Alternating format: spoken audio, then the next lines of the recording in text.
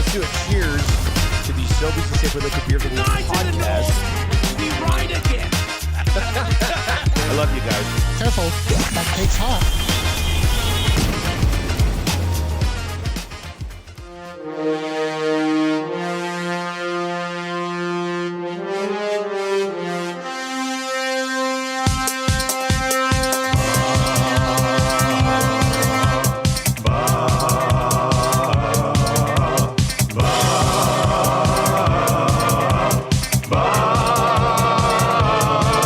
It's the 6 o'clock check-in, come on, let's go. It's the AM nasty big hello. It's not static, AM radio. It's the Play Alberta Nielson Show. Let's go.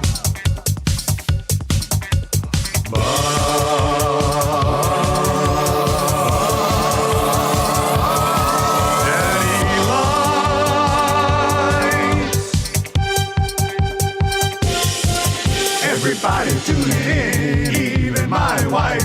Mommy likes too. And those Macramalla intros are cutting like a knife. Hey, it's Mitch texting in, he's your dealer for life. Let's crack at 6 o'clock and logger with some sirloin bites.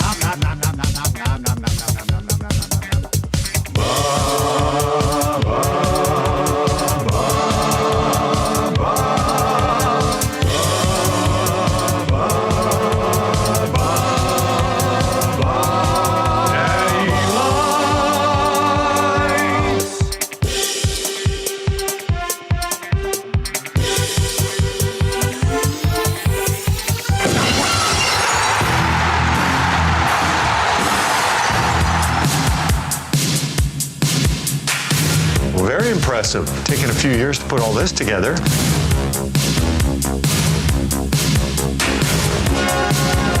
It's not a one-year quest because it's so hard to get your hands on.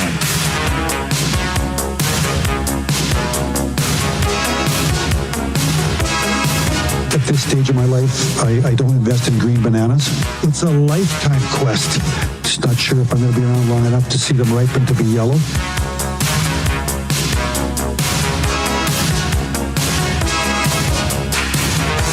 You can't party enough when you win that thing. It's a party machine. Party machine. Girl, I can't understand it. Why you wanna hurt me?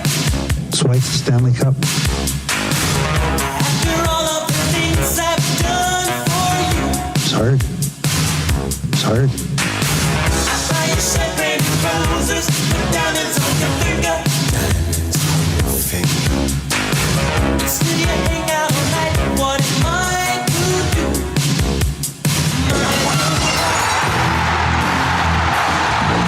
Connor McDavid. Let me say yeah. Remember that name.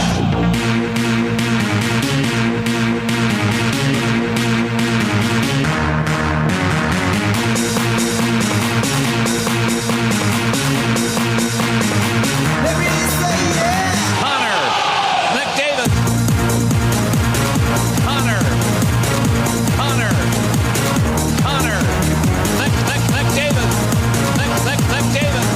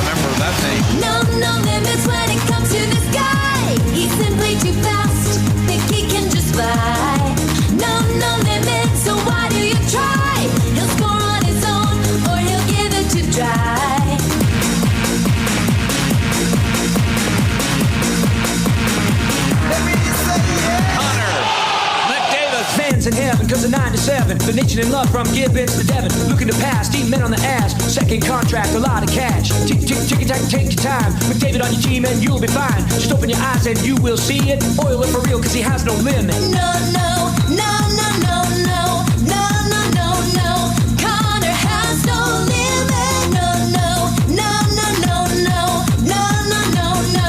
Connor has no limit.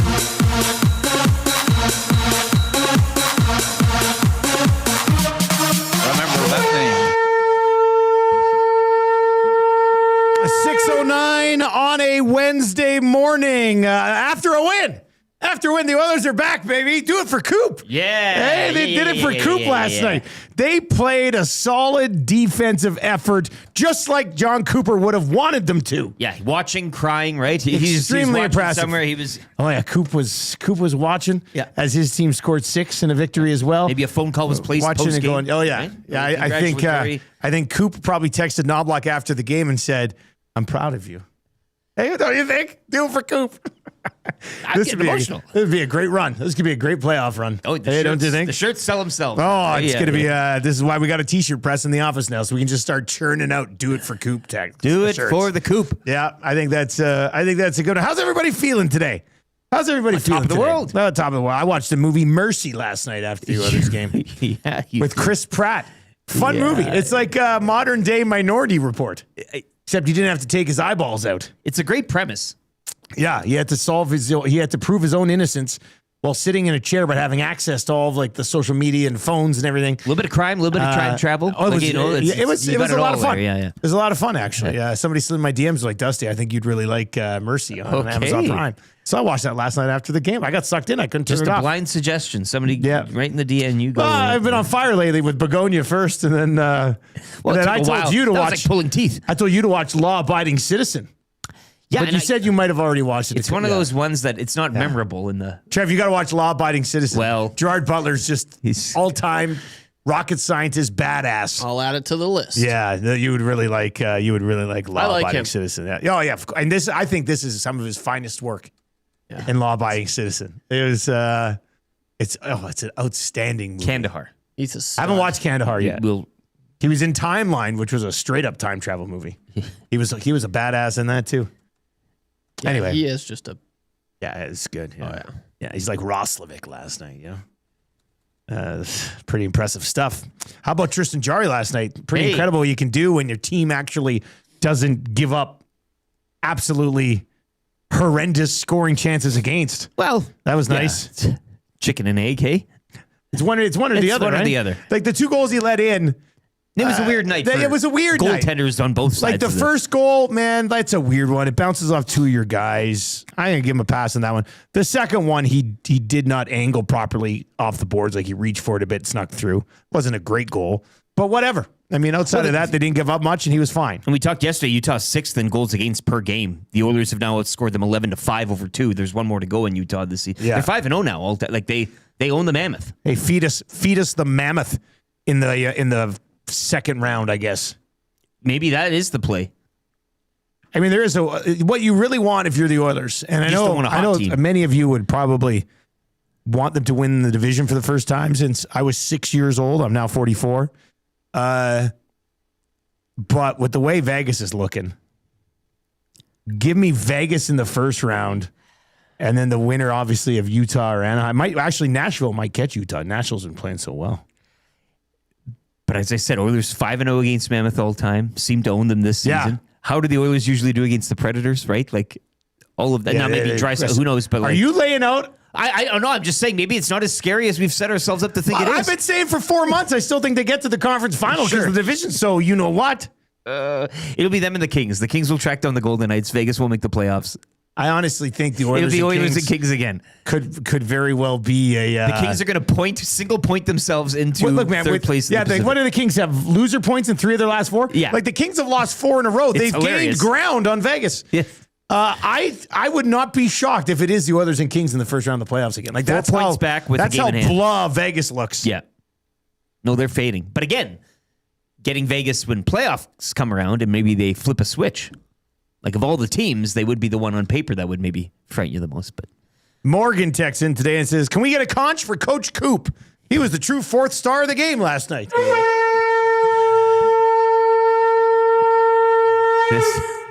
Adam in Quebec City texted and says, Coop to Knobloch after the game. You're my boy, Blue. That's a lot of fun. I like this. I like this the thought power process. of Coop compels you. The power of Coop compels you. What would John Cooper do? We'll get into a bunch of that stuff as we work our way through the show today. If you are watching over on YouTube today, you know what to do. Hammer the thumbs up for us. That would be great. If you are listening on 95.7, tell your friends that the Nielsen Show is back on the air. And we'll put this show up against any damn show in the city. AM, FM, doesn't matter. So hopefully they like it. Hopefully they like it too. So that's kind of nice. The Nielsen Show today and every day brought to you by Weiss Johnson. Weiss Johnson, whoa. Get that new Train furnace right now and you get 15% off any additional mechanical system if you get it installed at the same time, right? Air conditioner, heat pump, hot water tank, garage heater. 15% off plus no interest for 24 months as well. That's pretty solid. Visit weiss-johnson.com today. It's hard to beat a train. Or a wagon. Am I right? This is the thing with the Oilers. I fully support all of you fans being super excited today, and we're going to have some fun with it. And, you know, the John Cooper stuff's a fabulous bit if they were able to go on a bit of a run here. Absolutely. Imagine they go on a run and meet Tampa in the final. Oh, boy. Oh, God, Connor would be heartbroken. Anyway, but I'm also not saying like, oh, they're back or, oh, they're going to beat Vegas on Thursday because they've just been 1 win, 2 wins, 1 win, 2 lies. Like, just enjoy this. Take it for what it's worth. It's 2 points milked. To quote the famous Kenny Holland, up and down like a toilet seat, right? Didn't he have the paraphrase? I don't. It's exactly what it was. That guy was a man of a million phrases. Yeah. It's like when Trev invented "No Leon, no problem." Yes. Earlier in the week, you can text us anytime in the Paris Jewelers inbox if you want to celebrate last night's victory by getting some new jewelry for yourself or a loved one. Why not do it at PJ's? West Edmonton Mall, Kingsway, Londonderry, Sherwood Park Mall, St. Albert Center. Visit them online at parisjewelers.com. They are Canadian. They are family owned. And one of your text messages, and there's some good ones, including one from Atif today. That's just, boy, knocking it right out of the park early in the day. He's still having a great night by the sounds of it. Hey, Atif. Royal Pizza, still making it great with the best and freshest ingredients you'll find and top-notch service for over 55 years. RoyalPizza.ca. Visit one of their 14 locations in the Edmonton area and available for a limited time right now. The Spicy Vegetarian. This text in from Atif this morning. I'm going to read it as is. Yeah. As is. That's important when you're in the inbox. Oh, no. Just like Happy put the Oilers learned how to play defense, hopefully for one night. Oh, hopefully not for one night only. That's in from Atif. Sure. I completely agree. Oh, no. Just like Happy put the Oilers learned how to play defense, hopefully not for one night only. I'm going to translate this to English, and it's, oh no, just like Happy learned to putt, the Oilers learned how to play defense, hopefully not for one night only. Okay. So that's the standard to win text of the day right now. Okay. The bar has been set. 780-218-9999 is where you can get in. Tube Suck says, I do love the strategy of the Oilers pretending that Cooper is their coach because like Costanza said, if you believe it, it's not a lie. It's the other way around. It's not a lie if you believe it. I want Knobloch to take it to another step further, not on the bench, but in the dressing room. He wears a shoddy Cooper mask. Like Mission Impossible. Yeah, well, no, not that good. Just like a paper one. Just a paper one with one string. He just throws it on over top. Yeah. I'm a lawyer. Look at me. I'm a lawyer. I'm John Cooper. I haven't won a Jack Adams, but I've got 2 Stanley Cups. And it's just a funny bit. And the room is just silent. Just to loosen guys up. Yeah. And then he walks back and he goes back into the coach's room and looks at the rest of the coach and goes, I think it worked. I think it worked. I think they love it. And we never see Paul Coffey again. Nuts to this. All right, 780-218-9999. Let's quickly lay out the show for you today. We're going to dive into your morning announcements. We've got your Prolux Lighting morning after show with the Good Morning After Show song today, so that's exciting. That's a good for the Italian Center. We'll dive into that today. Dirty Critty wants Knobber to dress up next game as outdoor game Cooper. Oh, out there. Oh, yeah. Like with the like the mobster look. Yeah. I like that. I like that. Jamie McLennan's going to join us just after 7 o'clock. We'll have your Play Alberta early bird bet of the day. Hey, a conch, the grandest of parlays, and the screw it, let's do it hit yesterday. Tough night to be Play Alberta. Am I right? Shout out to the EST afternoon boys, Hernan Salas and Joaquin Gage every day from 1 till 3 on TuneIn. I heard over on YouTube they hit that, and then the DJ and Den with the grandest of parlays.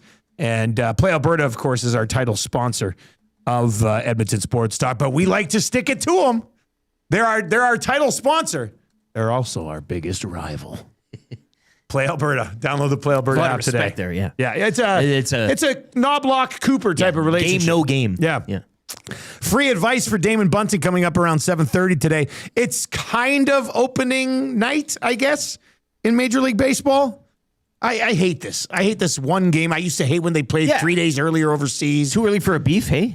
Just give us all the games tomorrow. We don't need tonight. Full day starting at 10 a.m. or whatever, right? Like, I watched tonight. I'll probably watch tonight a little bit. It's on Netflix, though. Yeah. Is this the first baseball game ever on Netflix? I don't remember Netflix having baseball before. I wonder if Netflix is looking for a hilarious morning talk show. Come on, let's do it. That'd be cool. Macramalla will join us. We'll talk ABS. That's the new golf league. Correct the umpires on things system. Kind of easy trivia. 3 questions too many. Lieutenant Eric's weekly rankings of power. Local podcast host Ryan Rishaug from TSN, the Got Your Back podcast. He's going to join us around 8:30 today. Snow report from Marmot Basin. And the wrap for William Huff. 6 o'clock hour on the Nielson Show, brought to you by Ewell. Ewell, your partner in power.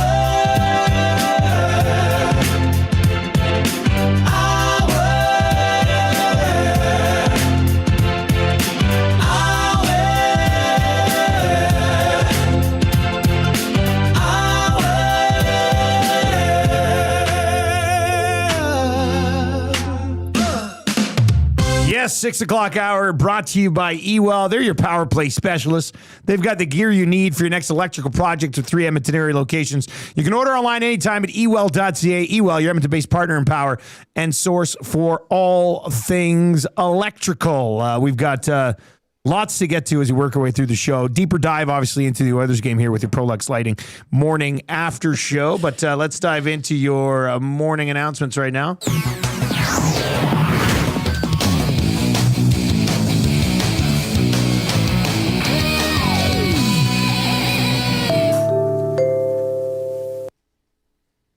All right, a couple of things to look at. Trev hurt his wrist last night. Yes. Trev, look at this. Oh, he's banged up. Trev, how did you injure your wrist last night? Boys, this sucks. Oh, no, this look hurts. at this guy. I can barely click the mouse. I can barely type. God. Brushing the snow. Well, the stupid snow off my car was very difficult. It was a lighter snow. I mean, yeah, but I had to use my one hand at one point. Oh, God. And I didn't have the wrist strength to do it. Do you need a sling? I don't know what I need. I Maybe don't know. I could just construct some sort of sling for you. I think I need a bath and just let it sit. Maybe just soak it. And then once that's done, grab my warm heating pad and rest it. Makes sense. I think heat. You need to wear one of those things that my dad wears because he's old. I think he's faking it a little bit. But it's like a carpal tunnel sort of sleeve or something you don't like buy that. it. Yeah, I'm always come on, man. Yeah. But yeah, anyway, I don't really know. I was just taking some practice swings in my basement suite last night with my driver. And next thing you know, I just I'm like, ooh. I'm like, ow. You hurt your wrist taking practice swings in your basement suite. Yeah, man. Like, I don't know if it's just the movement. I haven't done the whole left to right thing in a while. I guess. But it really does hurt. Like immediately after, it was just in pain. It couldn't even have been a full swing. No, man, just half swings. If I go full swing, I'm in the I was going to roof. say, I'm waking up your Alex. roof is, yeah. Yeah, so it's no. a tall ceiling, but yeah, no, it's like just, I don't know, I messed it up. So it's, I'm supposed to go disc golf. This weekend. Oh, God. So I don't know how that's going to, Is that your main throwing hand, your disc golf hand? I'm a righty. Look at that. I can see you wincing in pain when you try that. Yeah. Oh God. So that sucked, and then I watched the Oilers win, so that was a little bit So that nicer. cheered you up. Lessened the That blow cheered you up a little bit quite for a bit. sure. Yeah. But yeah, so I don't know. I don't know what we're gonna do now. This is really tough. Man, I feel awful for you. Maybe you could give me a massage on my wrist. How about no? Worth the shot. I don't think that'll be. I don't Worth think a that'll be. shot. I don't think that'll be happening, my man. One day. Do you want to give him a wrist massage? No. One day. Someone's giving me a wrist massage here. You could go to the mall for a water massage and just keep your wrist in there. Yeah, just my wrist. Just if your one arm just tucked in underneath. That could be a thing. Ian says it's the bowling wrist as well. Yeah, that's true. Right? Yeah. Bowling might be off the cards for a I'm little gonna take bit. 2 weeks off of bowling, probably. Somebody else is gonna have to get all those turkeys. Am I right? Yeah. And what else? That's about it. That's it. Cooking. I stir with this hand. Cooking would be tough. Yeah. Cleaning. Yeah. What about ironing clothes? Man, I don't know. Do you iron clothes with that hand? No, I don't remember last time I picked up an iron. What about you? Well, when I go on the road for CFL, what I like to do is I have like a travel bag that my suit gets like rolled around the outside of the bag. So as soon as I get into a hotel, I don't know about ironing suits. I don't know where you come out on ironing suits. I'm not sure if you're supposed to. So what I do is I turn the shower on as hot as I can, and I just hang it. I steam for an hour. Nice. And then that's it. One time when I was in Davos at the Spengler the one year, I think I told this story. I get in there. It was a smaller washroom. I start hanging my stuff and start steaming the hell out of it for like an hour. The whole place. Smart. No, but then I open up the door, the steam comes out, set off the fire alarm, and like they come up to my room. They're like, "What's wrong, sir?" I said, I was just having a really long shower. And they have a service at that hotel in Davos where you just take your stuff and they press it and bring it to your room. But I always like just firing up the old shower and just like when you let a shower run for like an hour on hot, it's everything's as steamed as you could possibly get. Yeah, just dripping in. Yeah, it's and it's not my water bill. Yeah, good point. So I'm okay with it. So yeah, I don't iron very often either. So there's that. Sean is in and says, "Morning, guys. I'm listening to you live from Gate 8 at EIA. That's the Edmonton International Airport. Okay. I must say that this is a new experience for me listening on my headphones. It's quite intimate compared to my car or office. You guys seem way more funny this way. Awesome show." Wow. So we sound funnier in headphones than not in headphones. Like we're right in the head. I right like in that. the brain. Like I like that. That's good. Now, Gate 8. Where are you flying from Gate 8? Gate 8's way down to the right, I think. look at you, eh? I'm a big airport guy. What can I say? I mean, you going somewhere smaller, or is that just like a WestJet area? You're going up to camp. I'm intrigued. Oh, maybe. You're going to, Going up to Firebag. yeah. That must be it. That must be it. All right. So, big wins last night for the Senators, the Habs, the Preds.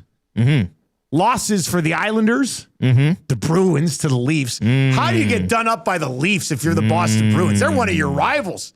This is a big game for you. You lose to the Toronto Maple Leafs. Some people call them the Toronto Maple Laughs. And you lost to them. Right? Who's laughing now? The Kraken. They lost. Well, yeah. Golden Knights lost. Columbus now under second with a win. And that's a bad loss for Philly, who were keeping their the heat on the Senators as well. Sharks lost. Sharks lost. And the Kings lost. Well, the Kings they got get to a lose a point. That's like as good as a win for the Kings. Yes. I think if you told the Los Angeles Kings right now, you can just have a loser point for every game the rest of the season, they would say, we'll take it. We'll be in the playoffs. Absolute. Bones is in and says, Flair and Porter, Bones, of course, works at the airport. He texts in and says, Flair and Porter have been using 8 for a little while. Sean says, you are correct. Portergate to Toronto. No. Then to Montreal to watch the Habs tomorrow. Oh, my. Hey, where's my invite, Sean? Hey? Go watch Gold Caulfield try to take a run at 50 late in the year. That's not bad. This text comes in from Kevin and says, Gate 8 is at the end. I'm also out at the Edmonton International Airport for work. I go there every day. Maybe it's just the air out here or the signal, but you also sound super close. It's like you're sitting right beside me. in my semi-cock. That's an autocorrect. It's supposed to be semi-truck. I was like, what is that? I thought it was some sort of like a cockpit joke. He's giving Latif a run for his money here. In a plane, you know? Yeah. Yeah. All right, so we're off and running. Habs in Columbus tomorrow that Sean's going to. That'd be a hell of a game. Big game. Yeah, that's a big game. That's a big game. Hey, no, you guys haven't said anything about my new shirt? Another Goodwill Wednesday. I think it's beautiful. Yeah, so the oil stream today is doing Goodwill Wednesday for Tommy and I. And so I went in yesterday, picked this bad boy up. And once again, this is a shirt that just is me. Yeah. This is just my shirt. $9. And what did Tommy expense? $200? Yeah, Tommy sent an invoice to me and HR Daddy for $270. He went into Goodwill and said, "Where's the fanciest thing?"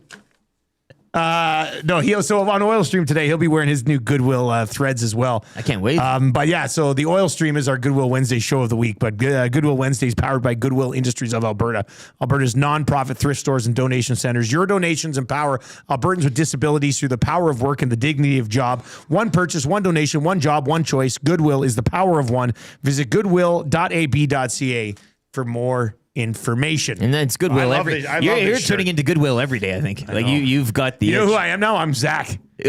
Like I went home to town last night. I said, "Look at this." Wearing your corduroy pants and rolling in. Hey, Zach always does fun stuff.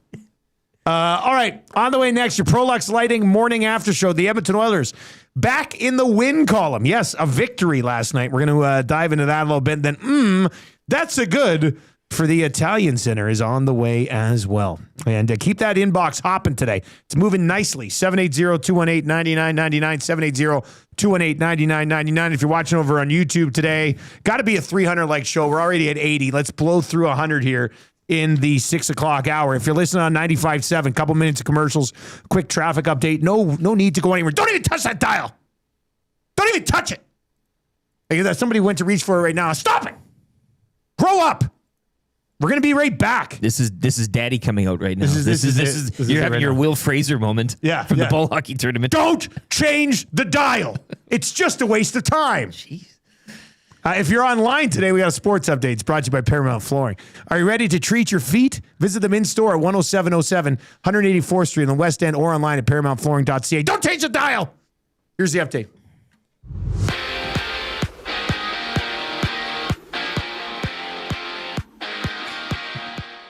Oilers back in the win column last night. Connor McDavid and Jack Roslovic each with a pair of goals as they would knock off the Mammoth 5-2, improving to 5-0-0 all-time against Utah.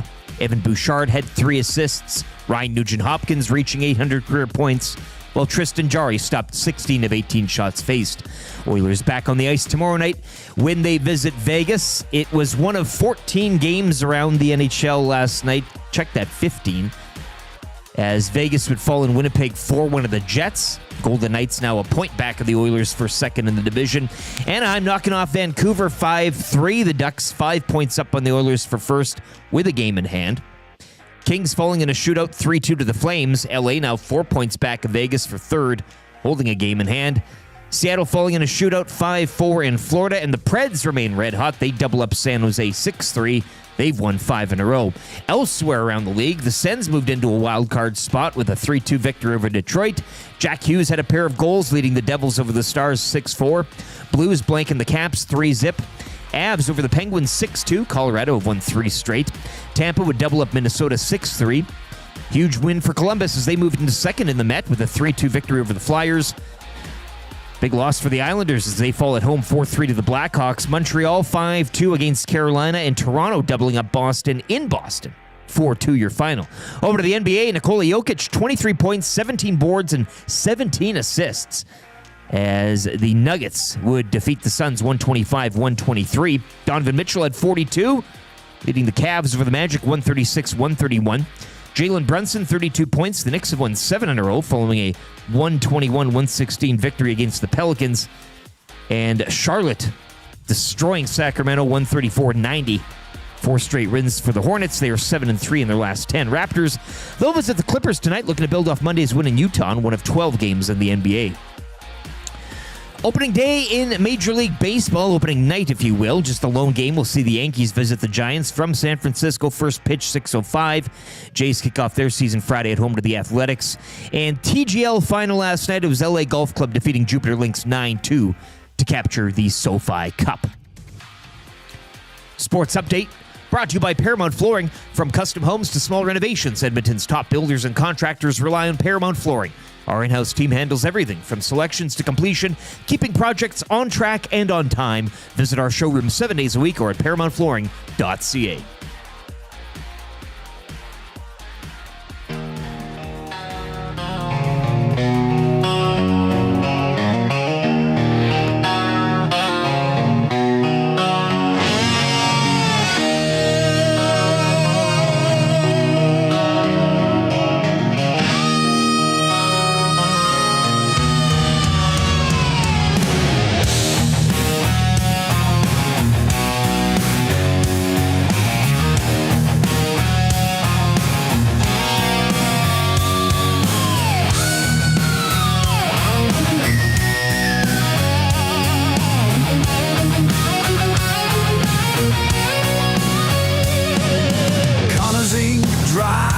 That's a GM's dream.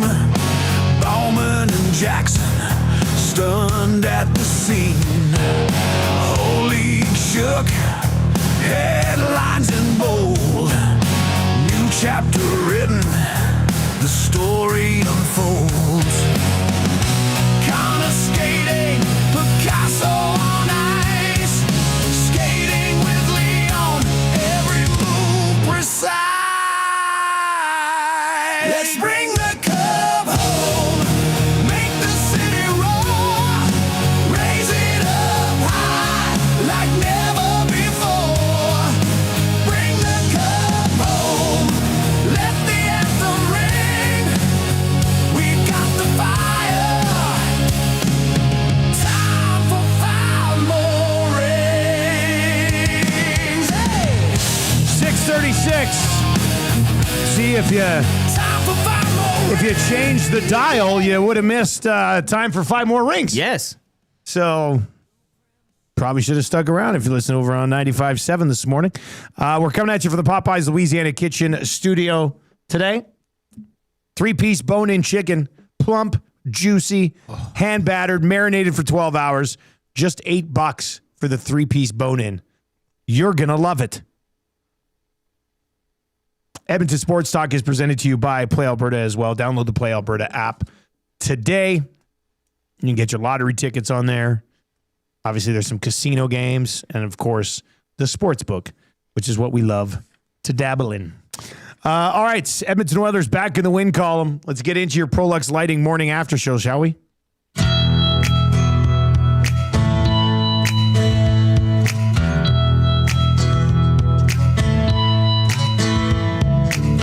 There's something happening here. The Oilers look a lot better this year. Another win, put 2 points on the board. Telling me your faith is restored. I think it's time you stop, listen, here we go. Wake up with the morning after show.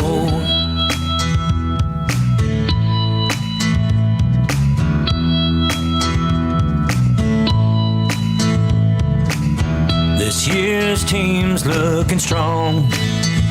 Connor and Leon, they can't do no wrong. 6 o'clockers are losing their minds. Getting so many messages on the text line. Think it's time you stop, listen, here we go. Wake up with the morning after show.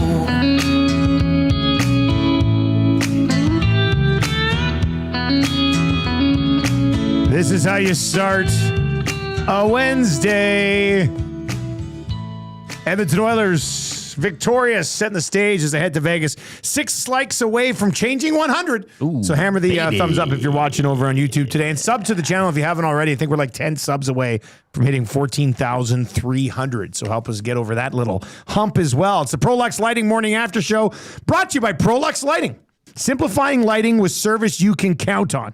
And they cover all of Alberta, from the tip-top of the north all the way down to the south. Head to toe. And east to west as well. That's the whole province. That's what they're covering. Prolux.com. Industrial lighting, commercial lighting, residential lighting, all other types of lighting that I can't even think of right now, but there's so many. Prolux.com is where you can find them. In the end, it's a 5-2 victory for the Edmonton Oilers. Kerfoot opened the scoring with his third of the year and the weird bounce. Roslovic answered back with his 18th from Wallman and Nuge. Nice play by Wallman. I know I was ripping on Wallman's contract a little bit yesterday, but it's not his fault he got it. That was more of a rip on the organization. No, yeah. Anyway, it was a nice feed. Joined the rush, dropped it over to Roslovic, buried it. Matt Savoy with the shorthanded goal. Some people like to call them a shorthanded marker. Went up 2-1, but then bam, right away, Lawson Krause on that same power play ties it. And then bam, Connor McDavid right after buries another one. Just 8 seconds. Stop it right there. That is my big moment of the night. Whoa, you're skipping ahead. And you can continue. Okay. And then Roslovic with his 19th made it 4-2. And then Connor McDavid, his 40th of the year, into the old ENG. That's an empty net goal with 8 seconds left to seal it away 5-2. EST, big moment that happened. Where are you going, Rick? Wasn't ENG a television show back in the 90s, I think? It was some sort of like a legal law type of show, I think. Anyways, no, I'm going back to that McDavid. That was quite a sequence. 1989 drama, 4 seasons. Yeah, ENG. Yeah. Okay. Yeah, you're right. It's Canadian television drama. Yes. But Savoy, shorthanded. I mean, and again, I love that can't speak one. enough about Savoy. 12 goals now in the season, another shorty for him. So you got to love it there. Midway through, Edmonton's up now, looking good. And then Lawson Krause immediately after on that power play ties it up. Bam, bam, and then McDavid, bam. Heavyweight fight. Yeah, and I think Blow McDavid for blow. You could go with the Roslovic one too, I guess, 3 minutes later as well to double them up.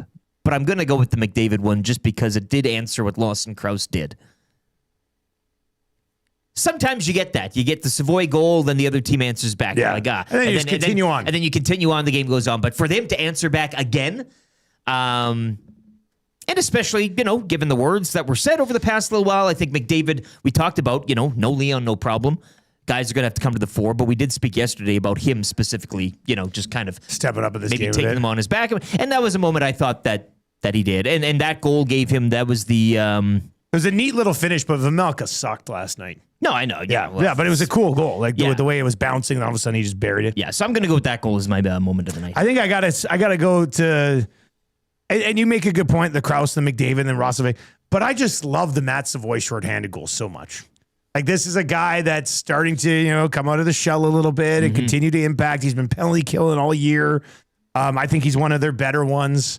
And he was buzzing around, and then Bush with a nice feed to him, and he buries it. I mean, Vejmelka could have played that one better as well, but Matty Savoy will take it for his 12th. Very encouraging. Like, yeah. I just loved that goal for that kid. So that's going to be my EST big moment that happened. Trev, what about you, man? What was the biggest moment of that game last night? Oh, yeah. It would have been sweet if Savoy, because right before he scored, he was coming down the wing there, and he tried going short side. Oh, and he damn near got that too. I know, right? He was buzzing. Man, he was buzzing, and just a wicked release we saw there as well. So, yeah, that was great. I can't disagree with both of yours. Very good, boys. But I'll go with, and I know it's very early on, but I'm going with the Jack Roslovic goal, the first goal of the game for the Oil.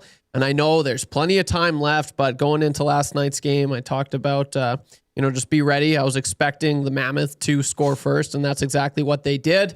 And if the Mammoth scored again, to be up 2-0, I don't know. I don't know if I like the Oilers' chances, even though they have done it before. But I mean, it's just that's a risk right there. So Jack Roslovic, he counters with the goal, and yeah, it was huge for the game, right? It was timely and whatnot, but I'm more so just looking down the stretch for these players, players that contributed on that goal.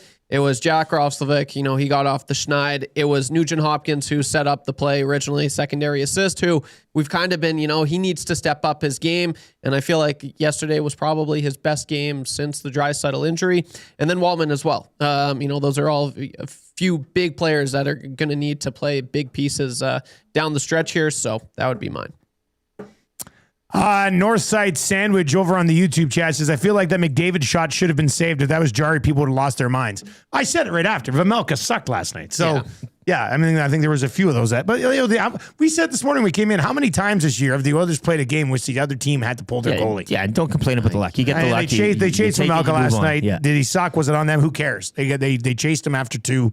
And, yeah, I mean, I think was it a true? You got to be happy with the win no matter what, because of how it. Like, you know what I'm saying? Like, there's different ways there's different reasons for you know. I mean, if I was the Mammoth, I would have pulled him because he sucked last night. No, I get it. Yeah, I wasn't trying to get the team going. It was, Vejmelka was not good last night. Super stat of the night. What are you going with, buddy? Boy, take your pick. What a night of numbers. 1,200 points for Connor. 40 goals in the season, 401 goal against the 400. Career. 800 career points for Nuge. Oh, man. So isn't that there are milestones all around. I mean, you could even go 889. 889. 888. We can't chance that's around league average. It's around league average. I know. It's around league average this year. So he did what was required. He didn't let them down. You know what? I'll say this. Tristan Jarry has actually won more than half of his games for the Oilers, which is better than the Oilers on the season, who haven't even won half their games. Okay. If you're looking for something. Take that number. If you're looking for something. 7 hits for Hyman as well, which is I'm going to go to Evan Bouchard. Who's think he is? Podkolzin? Okay, yeah. I'm going to go to Bouch. Sure. 3 assists plus Great 4. Line, yeah. And the one thing that really stands out, and I don't know if this was on purpose or not, but 3 blocked shots for Evan Bouchard last night. I'm not too sure how many times this season Bouch has had 3 blocked shots. 7 combined for him and Wallman. Well, there you go. Bouch, I mean, he was moving the puck extremely well last night. Really nice game from Evan Bouchard last night. So another stat as well, and I know they mentioned it on the broadcast, and somebody brought it up in the nasty chat. I didn't get the name, but no power plays for the Oilers last night either. An empty net goal, I get it, but a shorty, and then 3 even strength. So not having to rely on a power play and putting 4 with an empty netter. Not a bad stat as well. Spruce Grove Corey texted and says, I like to think John Cooper settled in for some highlights after the Tampa game, and he couldn't be prouder of Connor hitting 400 and 1,200. Yeah. No, a call was placed. At least a text was sent. Text was sent. The 3 stars of the game last night. First star, Roslovic. Second star, Bouchard. Third star, Lawson Krause. Who's your 4th star of the hockey Connor game? McDavid. Man, I was a little, I mean, I get with Roslovic, but I thought with McDavid with 2 goals, I thought maybe my prediction of him being first star would come true. 2 goals, the milestones. I mean, it's him. He had a great stat card, like a scorecard, like, you know, with the hockey. So I maybe if the game's at Edmonton, it's a little different, but it's Connor McDavid all night. 38 star of the game, one of my easier 38 stars of the game. Vejmelka allowing 4 goals on just 15 shots for the old 7-3-3 last night. That's a bit of a tough look. Maybe that's the super stat from an Oilers point of view. Hey? 7-3-3. 7-3-3, yeah. Let's get into your Prolux Lighting Bright Light of the Night. Wow. It's the bright light of the night. Come on.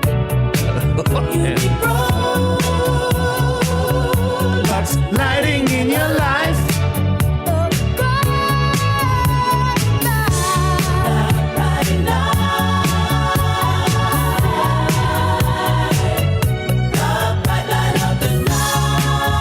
All right, so Prolux Lighting, Bright Light of the Night for Prolux Lighting and Controls. Gotta go Roslovic here, right? He's a goal away from 20 on the season. It's my boy. Gets his 18th and 19th. Trev, you were pre-praising him before the game yesterday. Yeah. What do they call it? The old-fashioned glaze. Mm-hmm. Trev was glazing all over Roslovic yesterday. A little sour cream. And Roslovic came through for you, buddy. Yeah, man, I like Roslovic. I really do. What do you think the deal is he's going to get if he buries 20? I still want to see him in the playoffs. Yeah, we got to see that. I still want to see him in the playoffs. 8 years at what? 8 years, $7 million, full no move. Look at it. And Bowman's just job's done. It's the ink is drying. We've got it's all drafted up. Yeah. I don't know. I'd like to, I mean, if they could keep him around on a somewhat reasonable number and not like a ridiculous full no move and all this type of stuff, Probably. I'd like to see him stick around, but I'm going to wait and see what he looks like in the playoffs. The playoffs are a little bit of a different type of game, and you just never know. Yeah. Like, when it comes push comes to shove, you want players that can show up in the playoffs. And if he does, then he's going to get a pretty good ticket, I think. Yeah, I think so too. He's been awesome, and I know like the argument with him. Oh well, he's good sometimes, and then he goes away, and then he's good. But it's like he came back from injury, and it was like he didn't get a shot in the top six. Kapanen came back, puck pulls, and so they were just rolling that line, and then they were just like, we have trust in you to maybe provide offense with Matt Savoy and Ike Howard. Which I mean, you asked Nuge to do that, you asked Hyman to do that. That's a tough thing to do. So. When called upon, I think he showed up. He's been one of the most consistent Oilers all season. Not to mention he came in late as well. But there's a stretch when Connor and Leon were struggling. He was the best forward for the Oilers. That little window there, yeah. So he's solid, and I like him, man. I really, really do. I think he provides a lot.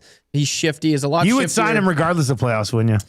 I think you would. I think you like him that much. I think I would, but I mean, I wouldn't go any longer than 4 years, probably. Like ideally, like 4 years by 4.5. I think that would be perfect. I'd take that every day of the week. I don't think he would though. Kevin's text. I think Ross Lebec. They're all. Is this a bit now that they're all texting like a thief? I think Ross Lebec, he says, first last name will actually look the same in the playoffs. Possibly a little bit of a fuller beard. But I had to get to the Ross Lebec part. I think Ross Lebec. It's Ross Lebec, but that could be voice to text. No, I hope that it's playing off the Atif. Fit, yeah. But he's awesome. He's way better than anyone expected, and. Who knows? Like he's playing for a deal. He's playing for a deal for sure. But if he didn't have that stretch, like I don't know, I feel like he reads off of Leon exceptionally well, and we haven't had too much of that, just with injury and whatnot. But I'd really like to see it go with them healthy for long stretch. He also has a bit of a sense of humor. Yeah, because if you're on our social medias yesterday, our partner in social media is Capital GMC Buick, and they're all over like our Instagram and our TikTok and things like that. And Adam over there, dealer principal, I guess you would say, they've got a deal with Roslovic, and they did like these funny sort of interview videos. And Ross, it was hilarious. Adam, if you know Adam at Capital GMC Buick, tell him that I think he's hilarious. Like just watching his deadpan sort of questions with Roslovic. If you haven't seen it, it's on our Instagram account. I think we shared it on our Facebook page. It was really funny. And Roslovic like deadpan on the other side. The other guy, there's another random guy just sitting there in the Oilers jersey. It's pretty funny actually. So Roslovic got some bonus points from me on that one. And here we got his post game too from last night. Let's hear what Roslovic has to say after a 2-goal game. Here's Ross Lebec. The second period where it was back and forth between you guys, and how important was it for you guys to not only regain the lead but build on that momentum? Yeah, we don't love that, but it was a great answer from our team, so always good to regain leads. Great shorthanded goal, and then great goal by Devo. So as much as we can keep the lead, the better. What do you think works well with the line of yourself, Zach, and Ryan? Yeah, it's small, but I think it's an ability to have the ozone possession, forecheck the right way, and then obviously, responsible in the D zone. So I think it's a good line of speed and ability to score and prevent as well. Connor was mentioning his milestones that he hit tonight, and what's it like as his teammate? What do you admire most, maybe about his game and who he is as a leader? Yeah, I think it's just the hustle every day. Doesn't say a whole lot, but everyone watches him. Everyone, knows what he's doing, and it's inspiring, humbling, motivating. So, just really cool for him, obviously, to do that, and then for us to be able to be a part of it, and because we are a part of it, and to be able to watch is special. What do you think when he says that goal scoring doesn't come naturally to him? That's something that he has to work at. No comment.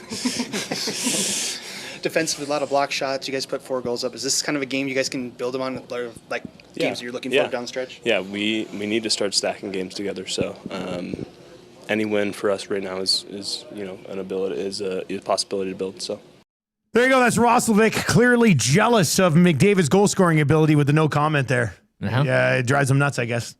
No, that's Roslovic. Let's read heavy into this, hey? Yeah, yeah, definitely. I want Roslovic to have to answer to the local media when he comes home because he said no comment on McDavid's goal scoring ability. That was good stuff. Spruce Grove Corey texts in and says, Connor checking his voicemails this morning. Connor, it's me, John, the Coop. Don't encourage this now. We do have the new production studio set up in the back. Abutsky hated that so much. Will be like, he DM'd me yesterday. He's like, the things. I'm so glad when Dusty was saying his things to bring back, he didn't mention Stalking Connor. Yeah, he's obsessed with it in a way. But if you were to bring back now the segment's called Calls from Coop. Yeah. We got another Calls from Coop. Yeah. Hey Connor, it's me, John, the Coop. I really liked your effort last night. It'd be interesting to see where Coop would take that. Like the calls, where they would go. Where they end up going. He talks about. Do they talk about recipes and stuff like that? Yeah, systems. Yeah, systems too, I guess. Anyway, that's your Prolux Lighting Morning After Show. Simplifying lighting with service you can count on, covering all of Alberta. Visit Prolux.com. All right, let's dive into that's a good for the Italian Center. I have to pop by Wayne's today to pick up some shipping stuff for the crack pack and get some cards for Friday. So you're also going to be popping into it. I tried to take over dinner duties for tonight. Last night, Tam and I were talking. I was like, hey, want me to swing by Italian Center and pick up supper tonight or for tomorrow night? Thinking that, I'm doing it. I'm providing dinner tonight. Big man here. And she looked at me, she goes, you going to get spaghetti and meatballs again? And I said, well, last time I only got the meatballs, so we didn't have the spaghetti last time, so I wouldn't mind getting spaghetti and meatballs again. So she said she'll let me know today if I need to pop by and pick up Italian Center dinner. So you're just kind of waiting. Which I'm hoping. Yeah. I'm going to be texting her all day, being like, hey, what do you think about dinner tonight? Can I swing on by Italian Center and pick up the spaghetti and meatballs?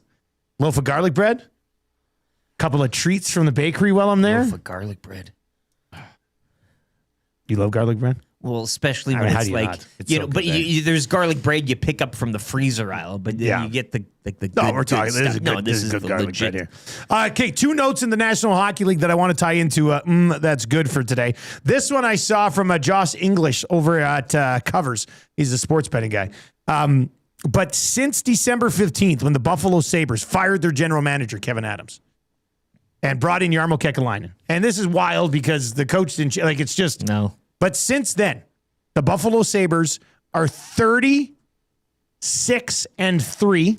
So 30 wins, 6 regulation. They've lost 6 games in regulation in their last 39. Can you imagine this city right now if the Oilers were that much of a wagon? That'd be nuts. I almost believed you saying 36-3. With the Sabres, I didn't put it out of question. So they were 30 wins, 6 losses, 3 OT, shootout losses, whatever you want to call it. They are number 1 in goals against at 2.61. They are number 1 in save percentage. Can I say Ukko-Pekka Luukkonen? You did. 91.37%. They are number 1 in goals for percentage at just over 60%. And they have the number 2 scoring offense in the league at 3.87. So you do the math. They're winning their games since their general manager change by 1.2 goals per game. Not expected goals per game. 1.2 goals per game. They've been outscoring people for half a season. That's nuts. And how many moves did Kekalainen, largely... Not... the deadline brought in a couple of D-men. Yes, but they were already trucking before that. I'm just trying to think of what... Did he do anything else of significance? I don't think so. Correct me if I'm wrong. I'm just... So that's incredible. There's the other thing that's good from the NHL last night. This was... Does Kevin Adams get a ring? I think technically he would if they won. But would you want that ring?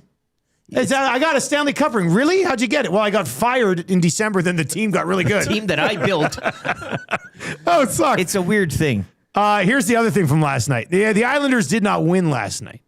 But did you see these numbers on Matt Schaefer? Yeah. This guy's 18 years old, you guys.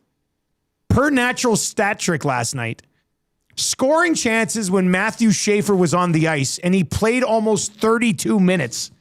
Did that game go to overtime, or did he play 32 minutes in regulation? Yeah, just regulation.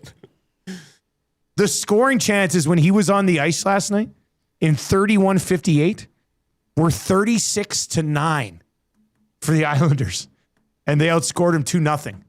What was the final score of that game? 3-2? 4-3 Chicago. 4-3, Islanders okay. had 47 shots on net. Matthew Schaefer played almost 32 minutes last night. 36-9 were the scoring chances when he was on the ice, and they outscored them 2-0. And he's 18 years old. And he played 32 minutes last night and had basically a 4-1 clip on scoring chances when he was on the ice. I don't even know what to say about this kid. Like, that's absolutely insane. I thought the 36 was like a typo, and it was like 16-9 or 26-9. But 36-9 in scoring chances, and he plays almost 32 minutes a night. The New York Islanders have an absolute superstar on their hands on the back end. Like, imagine this guy playing for Team Canada at the next Olympics at the age of 22 and maybe being the best defenseman on the team by then. Yeah. Probably, actually. Makar will continue to get a little bit older. Maybe Bush is on the team, but he's a little bit older. Yeah. And there's really not a ton else. I honestly think he could have been the second best defenseman on the team this year, which is crazy.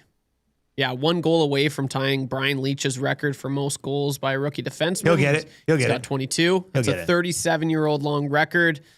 This guy's making history, and we're watching it. He is right in front of our eyes. It's beautiful. He Canadian. is incredible.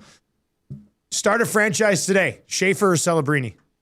It's funny. I did a video on this maybe a month ago. Celebrini, Schaefer, and Bedard. That's who I had. Bedard was third on the list? Did you have him third on the list? Yeah. Yeah. Yeah, I had him third. But I'd probably take... I know you said Celebrini when you asked us to Gager. Gager said Schaefer. I said Celebrini. But I'd be happy with either one of them. Yeah, man. It's like they can't. What can you coin, do? Who cares? That's ridiculous. And I keep going back to this. If New York didn't jump up last year in the lottery, and it just the spots stayed the same, San Jose would have won. They would have got him. Yeah, they would have. Could you imagine? God. Just Schaefer and Celebrini on the same team, just like McKinnon and Makar on steroids. RCN texts in and says the dude was 11 days away from not even being drafted yet. Yeah. Like, technically, should he still be in high school? Should he just be wrapping up high school this year? No, he'd be probably first year out of high school. Yeah. But still, that's nuts. 32 minutes in an NHL game and dominating it at 18 years old? Come on, man. All right, 6 o'clock hour has been brought to you by eWell. They're your power play specialists. They've got the gear you need for your next electrical project at 3 Edmonton area locations. You can order online anytime. eWell.ca, eWell, your Edmonton-based partner in power and source for all things electrical. We've got Jamie McLennan on the other side of 7 o'clock here. If you're listening on 95.7 Cruise FM this morning, don't change the dial. Stick around with us. We'd love to have you. We got a traffic update with the lovely Pauline Higgins, couple of minutes of commercials, and then you're back with us. Jamie McLennan, Play Alberta Early Bird Bet of the Day, free advice for Damien Bunting, and Eric Macramalla on the way in hour number 2. We got a sports update if you're online today. If you're watching over on YouTube, we'd love for you to hammer the thumbs up for us. That would be greatly appreciated. We're sitting at 126, so that's nice. Let's blow through 150 here by the time we come back with Noodles. Do it, Trev. Changing 100. We love it. Sports updates brought to you by Expedia Cruises. Whether you're dreaming of crystal clear waters or exotic destinations, contact Chelsea LaBelle at Expedia Cruises in Northeast Edmonton to start planning your next cruise or vacation destination. I know the Mexico group chat is already like talking and planning for the resort next year. And Sure. oh yeah, they're on fire right now. 780-970-4834 if you want to go on a trip with Chelsea. Here's the update.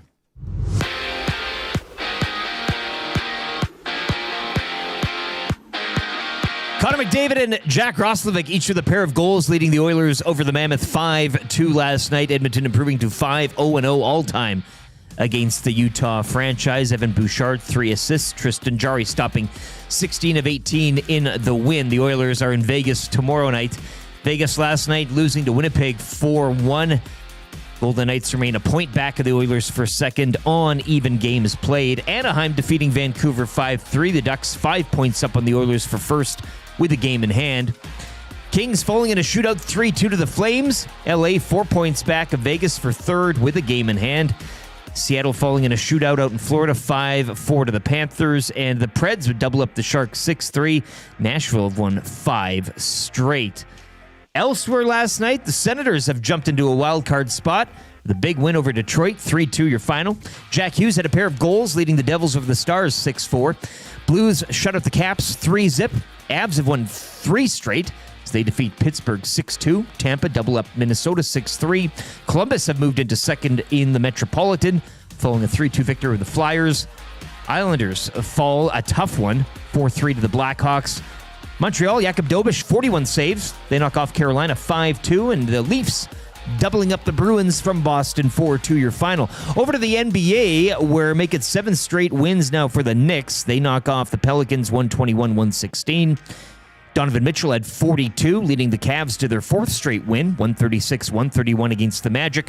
Nikola Jokic, 23 points, 17 boards, and 17 assists, as the Nuggets win a tight one over the Suns, 125-123. And the Hornets beating up on the Kings, 134-90. 4 straight wins for Charlotte. They are 7-3 in their last 10. The Raptors road trip continues tonight. They'll visit the Clippers, looking to build off Monday's win in Utah. It's one of 12 games in the NBA. Opening night in Major League Baseball, the lone game at 6:05 from San Francisco will feature the Yankees taking on the Giants. The Jays get the regular season underway Friday at home to the Athletics. In the TGL final last night, it was LA Golf Club wrapping it up, defeating Jupiter Lynx 9-2 to capture the SoFi Cup. Sports update. For Expedia Cruises, whether you're dreaming of crystal clear waters or exotic destinations, contact Chelsea LaBelle at Expedia Cruises Northeast Edmonton to start planning your next cruise or vacation destination. Call 780-970-4834.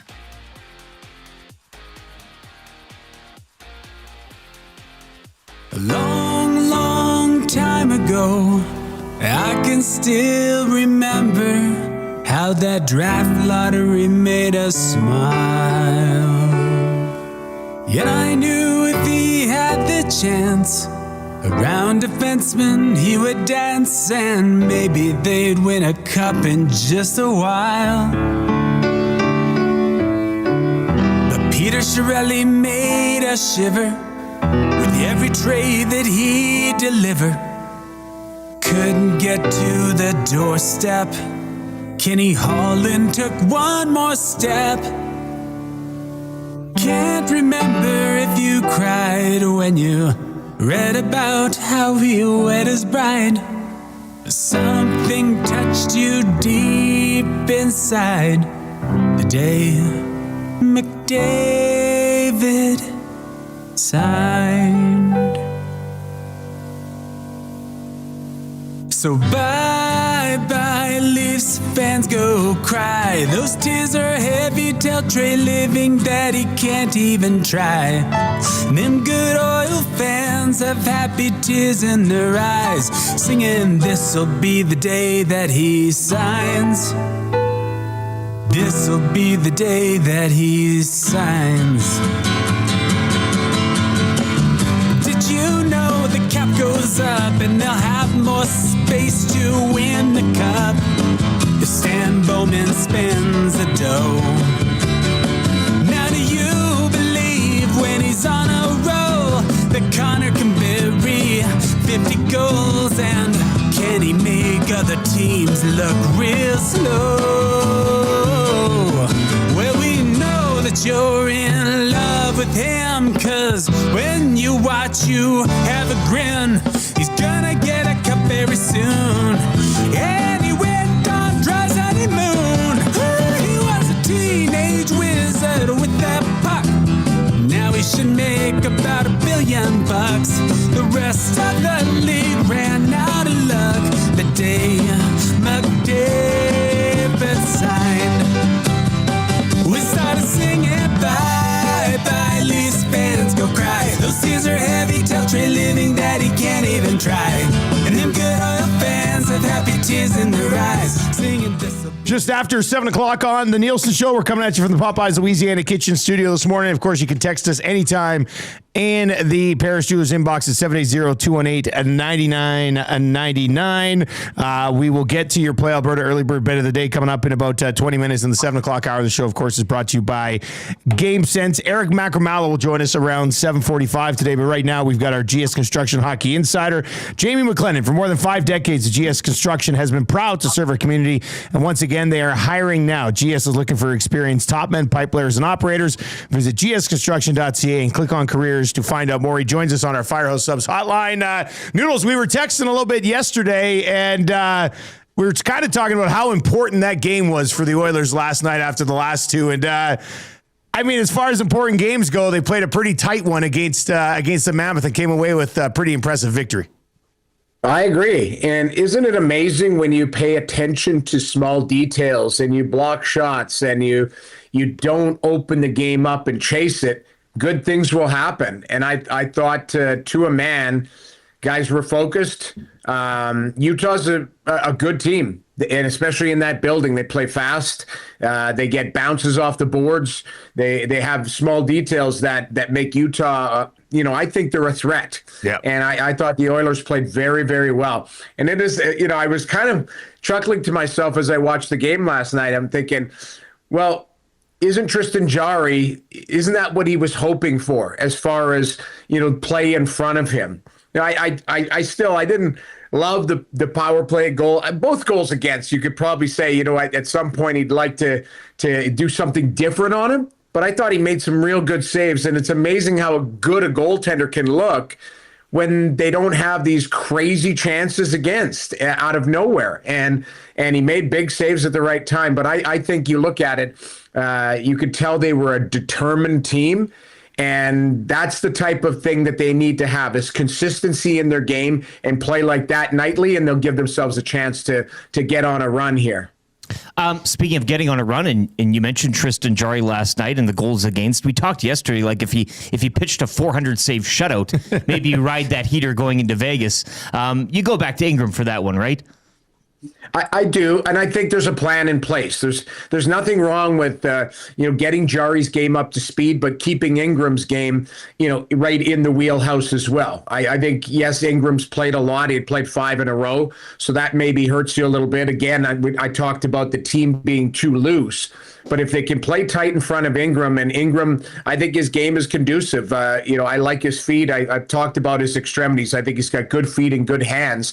If you can have both goaltenders feeling good about their game here in the last 10 games, that's something you're trying to achieve if you're Chris Knobloch. So I think you go back to Ingram against Vegas, but then you give Jarry the next start. You might almost alternate a little bit and just get both of them feeling good about their game, and then make the decision of who starts game one if you make the playoffs. Jamie McLennan with us on the show this morning. We've now seen 4 games without Leon Draisaitl. The game against San Jose last week, they looked pretty good, and then didn't give up anything in the third period and kind of locked it down. And then there was the whole Florida-Tampa debacle, and then they bounced back last night with another really solid effort. And if they're going to continue to have success with this guy out of the lineup, you're going to need more than Connor McDavid. And I thought Nugent Hopkins and Roslovic last night kind of looked like something that you might want to keep together for a little while. I agree, and a lot of it is I think people, as much as they love Nuge, they want him sometimes to get out of fourth gear and just be, a dominant force. He's such a smart player. But Nuge, I thought, was great. You're right. Roslovic is so talented offensively. He is a little bit suspect defensively. I think he still swings by pucks a little bit, but he was determined. I was sad for him. I thought he should have had the hat trick. Instead, he fired it right over the glass with the redirect on that weird bounce. But I thought Roslovic was a difference maker last night.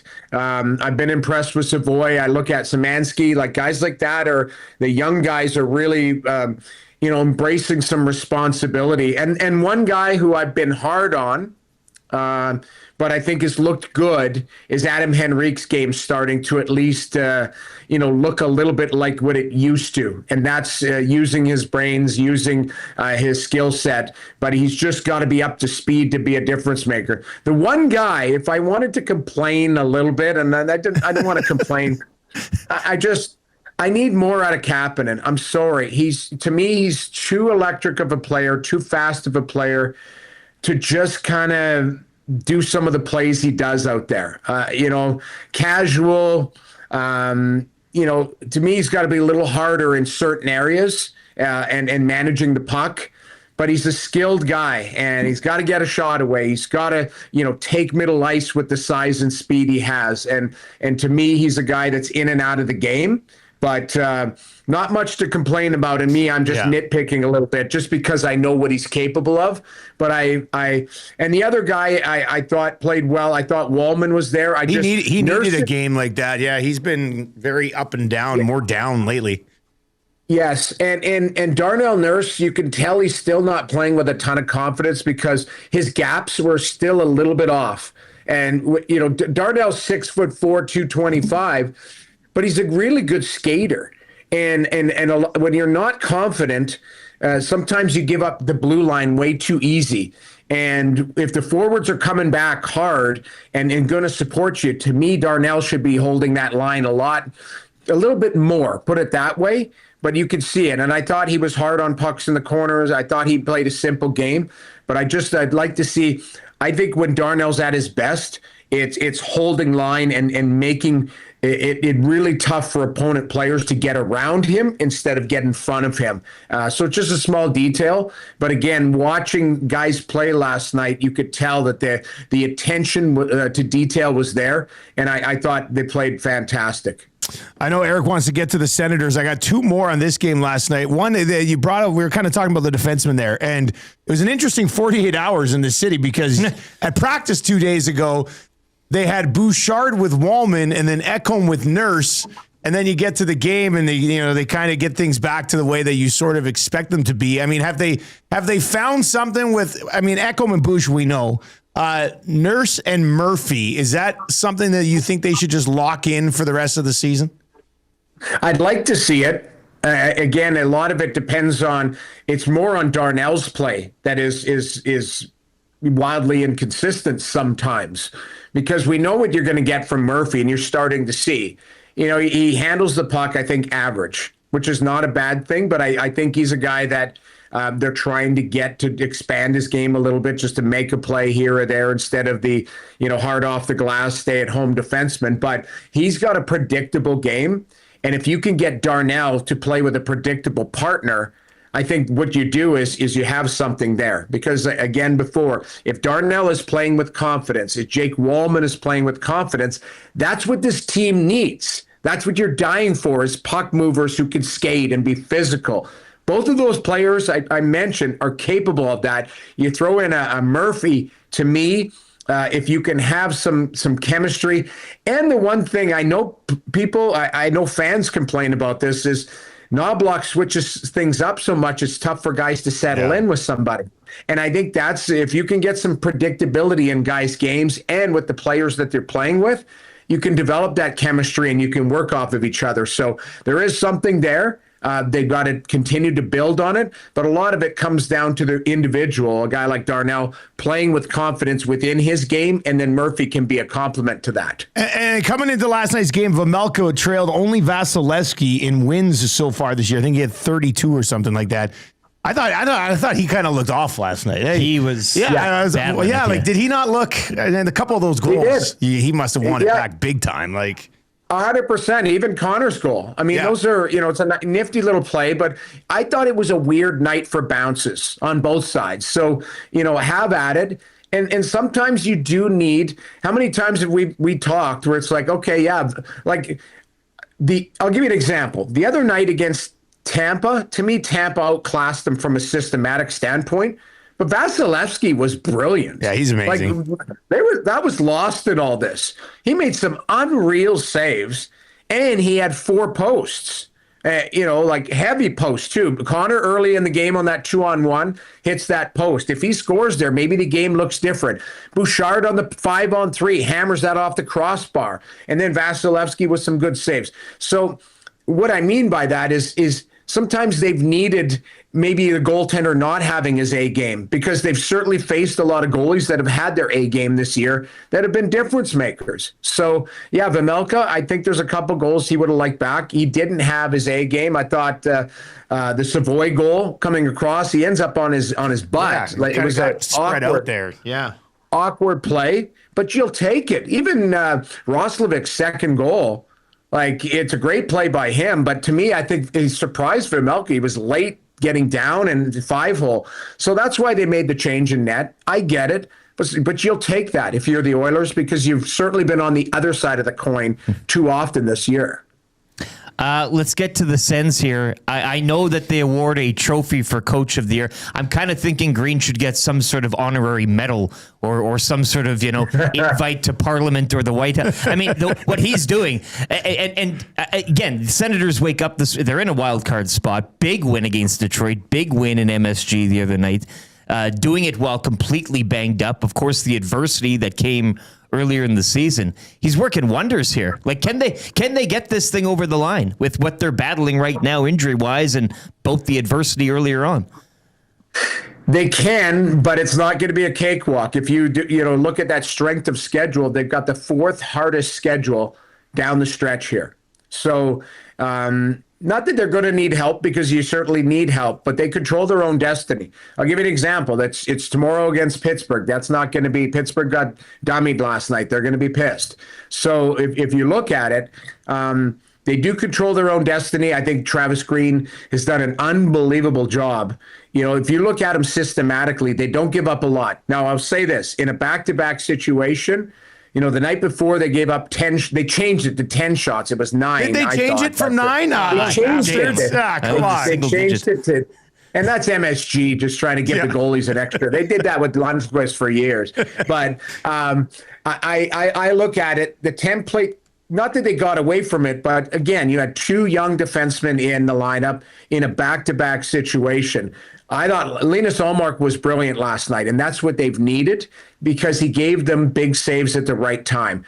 But that template that they've created, they're hard to play against. They're frustrating to play against, and that's coaching. Travis Green has them like a fine-tuned machine, and it's plug and play. They've got some young players that are stepping up. But you look at it with the loss of Sanderson, with the loss of Shabbat, both of those guys can play 30 minutes on any given night easily.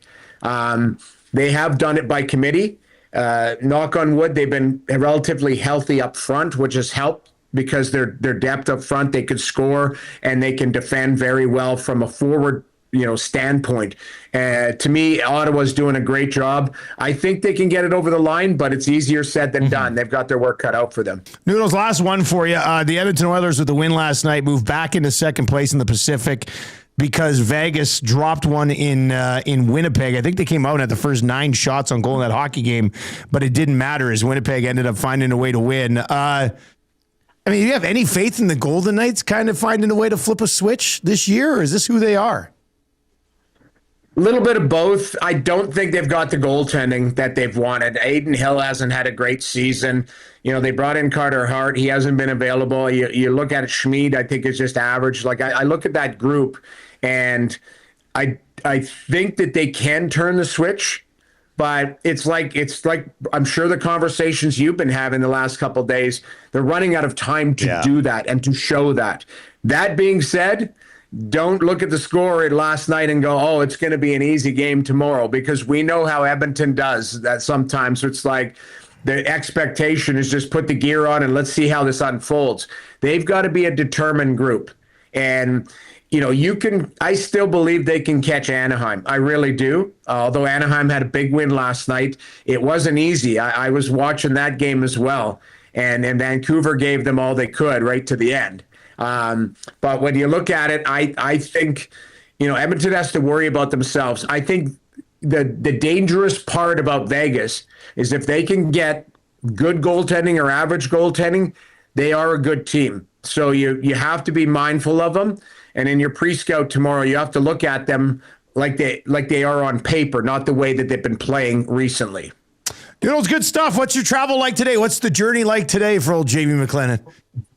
I'm in Detroit. I'm going to drive across the border back to Windsor and fly back to Toronto, do my show, a bunch of, work today. And then I'm into Ottawa tomorrow for Ottawa-Pittsburgh. And then I fly back to Toronto Friday morning, and I fly to Tampa Friday night because Ottawa has that afternoon game in Tampa on Saturday. So lots of travel. And I was just in Florida with my family for a couple of days, and I'm going back. So, you can see how tanned I am. Of course, yeah, we can tell right off the top. Yeah, that's big. All right, Noodles, man. Safe travels. We'll chat next week.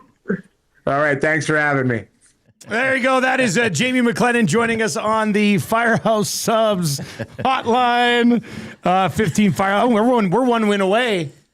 Oh, you know what? We're one win away from Jeff. Throw a Firehouse here. We are one win away from the Oilers unlocking the Firehouse hot streak. And if that win happens tomorrow, that goes into a Friday. You get a Friday medium brisket hat trick for just $8.99 at all Firehouse Sub locations. With 15 Firehouse Sub locations across Edmonton, the greater area, it's easy to grab a hot and hearty sub close to home. Firehouse Subs, hot, hearty, and made to satisfy at Firehouse. Yes. Last night was one win. So if they were to get one more tomorrow against Vegas, that would be two. And when they hit two, it's go time at Firehouse. Pistol texts in as we were chatting with Jamie McLennan there. Boys, was last night's game the first time Knobber was single-handedly calling the shots the whole game as a clapback to Connor? He stuck to the lines the whole game. There was a shift where Connor was clearly frustrated with Savoy and Pods, and he kept them together despite Connor probably giving him the look. And late in the game, Connor wasn't overused. What say you? Who runs the team now? Eh? The Coop. Do it for Coop, man. So I should have asked. Yeah. We all know the structure now. Pistol, I'd say this, man. I think you probably reading into things a little bit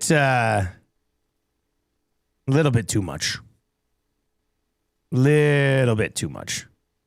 But that's okay. But we'll forgive you for the purposes. Yeah, that's I didn't get it too much. I don't think Knobloch was coaching to slap back at Connor for his comments. If that's what your suggestion, I think he was trying to coach to win a hockey game, and they had themselves in a position where they could play some guys a little bit more. I do look forward to Connor's slap back tomorrow night, though.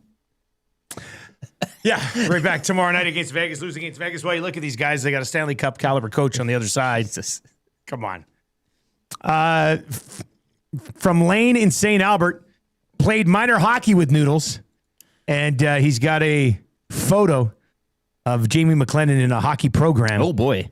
At the age of 13, I have to say, it doesn't look much different. What's the thing say? Jamie's played for the LBJ. Interests are football. Interesting. Now the page has been, but interests are football, soccer, skiing, tennis, and rock music. And in brackets, Clash. The Clash. So he's a big Clash guy. Ambitions to play for the Boston Bruins. What? With goaltending partner Ed Mio. Oh, man. First of all, excellent Eddie Mio reference. We got to try to remember that. I want to ask Noodles about his dream to grow up and play for the Boston Bruins. I don't know if that's ever come up before. Clash took me off guard. I know he's a rock guy, but... Yeah, okay, this doesn't make any sense either because Eddie Mio never played for the Bruins. More of a fantasy thing, I guess. Yeah, he was an Oiler for 3 seasons. Then he was a Ranger. I remember as a Red Wing, but he was never a Bruin. So So basically, Noodles wanted Eddie Mio to request a trade to the Bruins when he was older to play with them. Fantasy land, yeah. Bizarre. Very bizarre. Big dreams for a Anyway, good-looking kid. Thanks for sending that over, man. Next Wednesday, send it in a little bit earlier, and we'll try to get to that. Doesn't sign text, guys, and it says the fact that Pistol knew Connor was angry just due to his body language is a bigger issue than who's running the bench. Guys, they won last night. All right, they won last night. Toilet seat. Is it down or up? Would you classify this like when? Let's be a happy city for today. And then if you want to be an angry city on Friday, if they don't beat Vegas, then you can do that then. We are 35 likes away from changing 200 over on YouTube today. We'd love to hit 300 today. So if you are watching on YouTube, sub to the channel if you haven't already. And hammer the thumbs up for us. It pushes our show out to others like you who like entertaining sports talk in the morning. All right, let's get into your Play Alberta early bird bet of the day. We did not hit yesterday, but the grandest of parlays hit yesterday. That's the DGen Den on our Discord channel. Those guys got it done. It was a four-legger too. They cashed it. And then our afternoon show, EST Afternoons, hit the Screw It, Let's Do It parlay as well. So we took Play Alberta for a few last night, and we meet again today. We're gonna do it again. Yeah, Play Alberta, title sponsor of Edmonton Sports Talk, and everything we do here all day long from 6 in the morning all the way to 6 at night live, and then shows running through the evening and into the overnights and stuff as well. You go into the hard court. Lakers get back in there. I wonder the Pacers for crying out loud. I wonder if there's a 3-sport parlay we put together here because we got baseball tonight. Okay. So one of us picks a hockey game, one of us picks a basketball game, and one of us picks a baseball game. Now, may I suggest something to you? Yes. Trev's like hockey hardo, so maybe Trev should take the hockey game. Okay. I'm an Association City guy. You are. I'll take the basketball game. And you want to pick between the Giants and Yankees tonight? I don't want to, but I will. It's a tough spot to put you in. It is. I don't want to put you in that spot. What's the total? I can see the bats starting slow here, right? You're going to get some aces on the mound. What's it, 6.5? 7. Maybe you take the under. Who knows? All right, Taking Trev. the under. So I know, but I mean, this is not summarized baseball. We're looking for a win. All right, Trev. So there's 2 games in the National Hockey League tonight: the Boston Bruins and the Buffalo Sabres. Man, that should be a fun game to watch. Yeah. The Sabres are -200 favorites on the money line. We laid out some numbers earlier. They've only lost in regulation 6 times since December 15th. And then the Rangers and the Maple Leafs in the, oh my God, shoot me in the head. Nobody wants to watch that game. And it's a pick 'em because they both suck. Noodles will watch it. Oh, Noodles watches every game. Noodles watched all 15 games yesterday. Yep. And called one of them. Front to back. He's a legend. Trev, what are you going to go with? What you're playing hockey tonight? I could go for the easy one, Sabres over the Bruins. You could. I could. You could. Remember, this isn't the screw it, let's do it. This is the early bird bet. Let's try to win one. Yeah, I still think, well, it's tough. Rangers are sliding. They haven't. I just looked. Lost. Yep. They've lost 4 in a row, haven't they? Or 3 in a row? Yeah, 4 in a row, maybe? The Leafs did just win last night. I'll go with nah. I'm sorry, I can't. Sabres over the Bruins. I'm doing it. I have to. Sorry, boys. No. You don't have to apologize for taking the best team in hockey. Safe pick. All right, so the Buffalo Sabres on the ticket. Yeah. So all right. Sabres, Lakers. Well, no, the Lakers are too chalky tonight. Yeah, very. But I think they're going to win. Well, they're going to bounce back. Okay, so let's just say I took the Lake show. Okay, so I'm going to click that. They're -444. They're favored by 10.5. The 10.5, do we take the spread? Thunder Celtics as well tonight. That's a big game. That's a delicious That's game. an awesome game tonight. Nothing against the 2 games in the NHL, but Thunder Celtics should be an outstanding game tonight.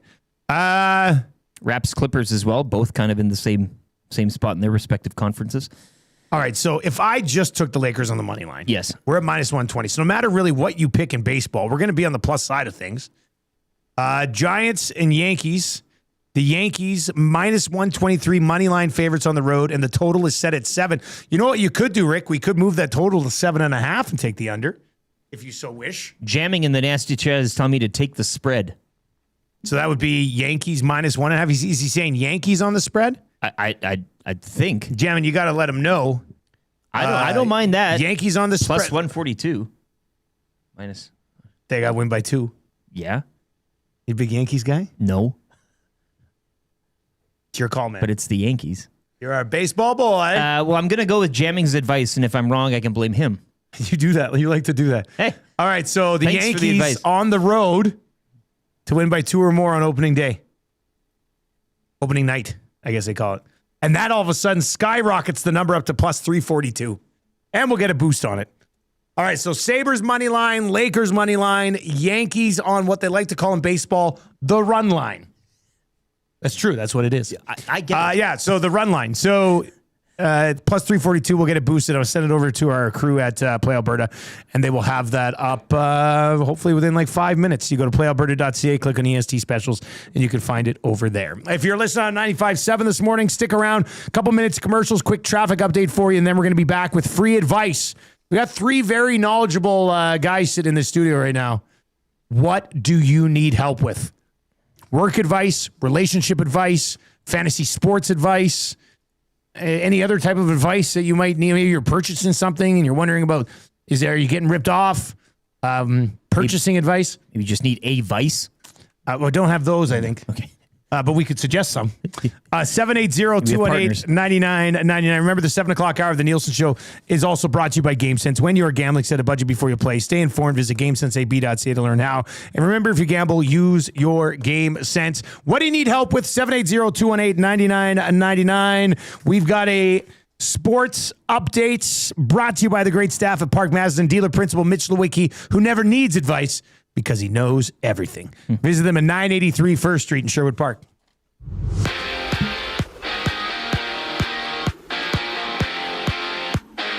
Oilers back in the win column with a 5-2 victory out in Utah, stretching their all-time record against the Mammoth to 5-0-0.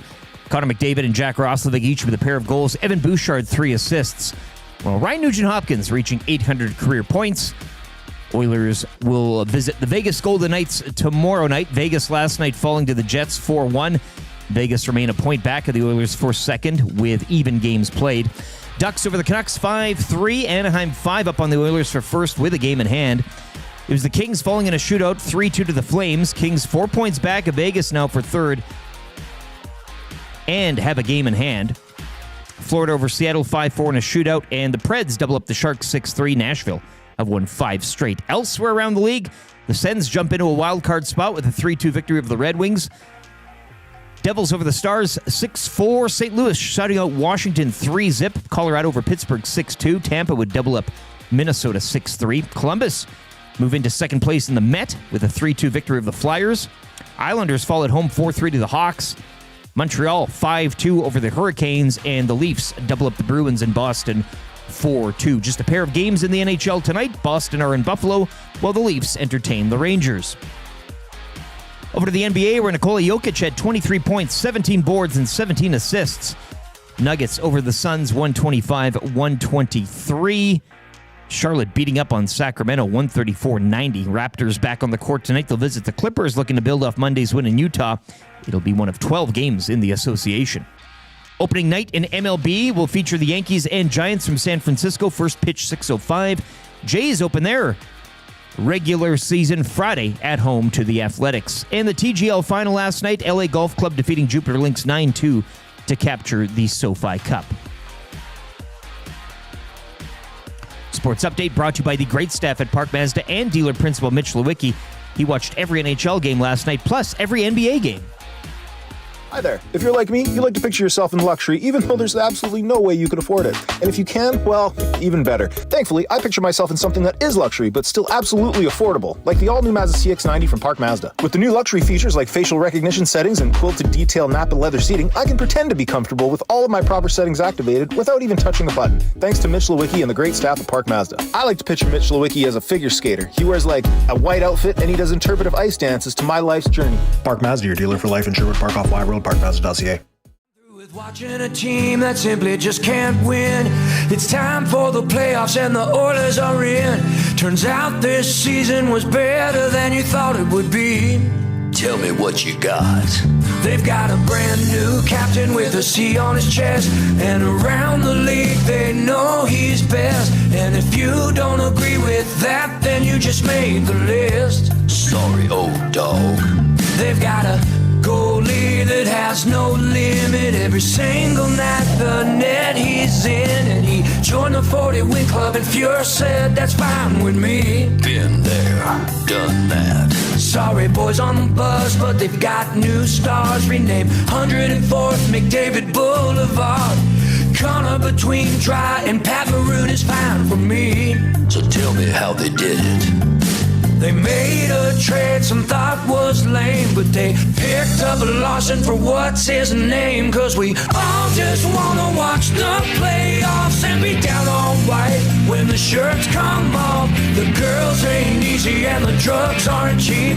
Can't go to the game, ticket prices too steep. So we'll hang out at the coolest bars and drive around with flags on our cars. Every bandwagon fan gonna play this song and cheer for Pisani cause they don't know he's gone. Hey, hey, I wanna watch the playoffs. They made a trade some thought was lame, but they picked up Lawson for what's his name, cause we all just want 7:38 on the Nielson Show. It's AM Nasty on the FM dial. Thank you very much for being here. If you're listening to the Nielson Show simulcast over on 95.7 Cruise FM. If you're watching on YouTube today, hammer the thumbs up for us and sub to the channel if you haven't already. And obviously, if you're streaming the show on TuneIn or iHeart, can you please show some of your friends how easy it is to download iHeart, search our station once, and then listen every single time.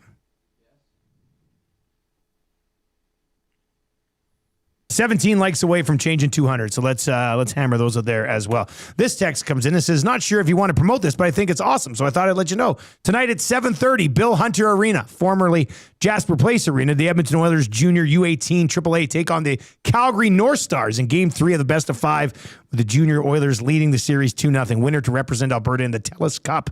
Last game was an amazing atmosphere. There you go. That'll be a good time tonight. Bill Hunter's a fun rink. Good rink to watch a game in, too. Price is right. I called the Edmonton Chimos women's hockey game at Bill Hunter a long time ago with John Short in the booth. That was a long time ago. But that's that'll be a fun one for you. So if you want to go and watch some hockey tonight, and best of luck to the U18 Junior Oilers on that one. Yeah. All right, the Nielsen Show today and every day brought to you by our partners over at Weiss Johnson. Weiss Johnson, whoa. Snag yourself a new Train furnace today. For more information or to book an estimate, weiss-johnson.com. You can text us in the Paris Jewelers inbox, and one of your text messages will take home the Royal Pizza text of the day. Royal Pizza, still making it great. Some excellent text messages that have been flying in. A lot of people trying their best a Teef style text where you just totally botch. Call in the Amishman, we see you. Yeah, that one I don't know. I don't know about that one. You really took it to the limit. Vance Van Vandervan says, Ross Lebec smell provolone in playoffs, big contact year, exit year. Yeah. Exactly. That's exactly what a Teef would say about it. All right, we are going to have Eric Macramalla. He's going to be our legal analyst. It's opening night in Major League Baseball, and he's a big baseball guy, so we'll get into that with the addition of the new monitoring umpire system. The ABS coming in this year. What do you get? 2 challenges? The ABS a game? Is that what it is? Anyway, we'll get into that with Eric Macramalla as well. But it is free advice for Damon Bunting. Buying or selling, Bunting is your guy. What do you need help with? Text us. We're going to give you some answers here. 780-218-9999. 780-218-9999. Damon Bunting has been a consistent top-producing realtor in the Edmonton area for almost 2 decades. He and his team at the agency would love to help you find that right home or make the move from your current home. Check him out, DamonBunting.com, or his Instagram handle of Damon Bunting Real Estate. And let's be honest, the agency is hip and cool. It's just what it is. You want to sell a home? Bunting's your guy. You want to have a great experience buying a home? This just in breaking news. Damon Bunting is your guy. It's not stuffy. Real personable. He's super chill, down to earth dude. He is awesome. All right, let's get to this one from Brad from Crossfield. Boys, I've been getting back into the dating pool after a long-term relationship of over 10 years. I've been talking to a girl for a few days, and I'm thinking of asking her out on a date. What's an ideal first date look like these days? And we talk about a lot with people Trev's age. I don't know how old Brad from Crossfield is, but he's been in a relationship for 10 years. The game has changed. So he's either moving on from like his high school sweetheart or he's in his 30s. May I suggest this? Well, 3-piece bone-in chicken at Popeyes to start. For sure. And then you pick up some paninos from the Italian Center. And you phone Damon Bunting and you say, do you want to move in together? Let's get a house. And you swing by Wayne's. You pick up some cards on the way as well. And then you get Royal Pizza. You pre-order it, and it's ready for lunch the next day, if you know what I mean. How about bowling? bowling's a fun like nobody expects you to be great at bowling. Yeah, Trev. So you just go and have a good time. If I could go and redo my first day with Tam again, instead of watching the movie Leatherheads, I'd probably suggest like bowling and nachos or something. I think it's like wear the funny shoes too. Something- Like look at your shoes. That's funny. It's not serious. Yeah, Yeah. Brad He from says he's Crossfield 34, says he's 34. I feel like bowling's not bad. Bowling's good. Hey, a friendly competition, something where you guys can, kind of flirt, like, oh, you missed. Yeah, exactly. Like that. Stuff like that. Maybe he can teach her. Bowling would like be it good. goes up. Nice behind, gutter like, balls. Yeah, something like that. You want to hold it like this. Let me. You could say, here, let me help you. She might give the old, I don't know how to do this. Yeah. Can you show me? Or maybe Brad does it. I'm having a little. Can you? Give me a reach around there. I was gonna say mini golf is always a classic. Yeah, mini golf's good. I thought bowling. I think bowling's great. I like the bowling atmosphere. Bowling is amazing. And I would do it in a weeknight when maybe it's not too busy. Yeah. So you can get some conversation going. I mean, if you're a good bowler, you can show off a little bit if you want. Flex. If you suck at bowling and you want to be funny, you could do the old bowl between the legs. Yeah. Like you get down like a child. That'd be good too. So there's that. Bowling and appies. Like after you go bowling, that's pretty good. And then go for a few appies, some drinks. Appies. I like that idea. Yeah. That's like Brad from Crossfield. I think we got it. It's perfect. So if I were you, I'd text her and say, do you want to go roll? You got to watch Big Lebowski to get some of these references. But K-Pole says West End Water Park, baby. I met my wife there. True story. I like how not first date. We're going straight to like the 6th. Like let's check you out. I know this isn't a confession segment, but I've lived here for 16 years now. I still haven't been to West End to the water park. I haven't even taken our kids. Like, how bad a father am I? No. I remember coming up here as a kid to do school clothes shopping in the big city when we were in Cranbrook, like our summer vacation. I remember going to the water park as a kid, and I remember taking my buddy Boom there to bungee jump, but we didn't. We were just in our clothes. That story's good. But nobody saw it. I've never, he was all mad because they didn't ring the horn, and he jumped and nobody cheered for him. He was just furious. But then I took him to Hooters and he was very happy after. But yeah, I've never I got to take the kids. I always when the kids are out of school, it's kind of busy, so I want to pull them out of school one day and then go kind Book the cabana, make an afternoon of it. It's great. But I have never been there. But I wouldn't do that for a first date. No, you don't want body like I love it. Bathing suit body first date. Bathing suit body. Unless you're jacked, that's shredded. Straight to business. I would say like arcades fun as well, like a rec room. Nothing wrong with that. Yeah, something like that. Yeah, Marshall had a birthday party at a place up across Kitty Corner from Mr. Mike's on like 137th there, Splitsville. It's called Splitsville. They must have what? They must have 30 bowling lanes in there. Oh, and then in the middle, the gaming section and the kitchen, and yeah, it looked pretty cool. Sounds like my kind of party. Yeah, you would love it. Collingwood Rob says take her to one of those destruction rooms. Just get all the rage out. That way you know if she has anger management issues without asking her. You know, Brad, what you could do is you could take her out to pre and post game Boston Pizza Clairview tomorrow night. There'll be a bunch of nasties there. I'm sure they won't embarrass you at all. No, that'll be a good way of kind of fun. Getting her to jump in. By the way, Tommy and I oil stream today, 200 St. Albert Road, the Boston Pizza South location in St. Albert. We'll be there. I'll be there from 11 until 1 today. If you're out in St. Albert or in the North End, swing on by for lunch today. It should be fun. K-Pole says, I had lime green braces and a rib pack in the wave pool. She couldn't resist. That's his first date at the... Jeez, lime green braces. I like That's the rib pack. Hey. Baggio says, ask Tommy what he would do on a first date. I would probably not do what Tommy does on first dates because I don't know how many seconds and thirds there are. No, I would probably... He's playing a different game. I think fair to say. Yeah, he operates in a different fashion than most people, I think. Rebella 2.0 says he should go hopping for the home that they're going to raise their 4 children in, propose and confess his irrational fear of balloons in no particular order. Just get it all out there right away. Sure. This is who I am. Right on the table. Here's what I wonder. If you're chatting with somebody online, how long do you chat with them before you even ask them on a first date? Do you chat for, I would probably say the wheelhouse is 2 weeks. And then after 2 weeks, if you're still chatting, you might be like, hey, let's take this IRL. That means in real life. Oh, yes. Let's get a look at you. I think that's what you say. Do you really go in depth on the online conversations, or is it just kind of like back and forth, like, really long? I do the whole family tree and everything. Yeah. What's your all blood that type type of stuff? Yeah.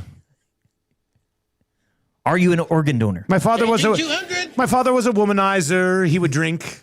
He would make outrageous claims, like he invented the question mark. He would drink. He would drink. All right. 780-218-9999. I got Deaky Sparks. I'm going to read this one from Deaky Sparks.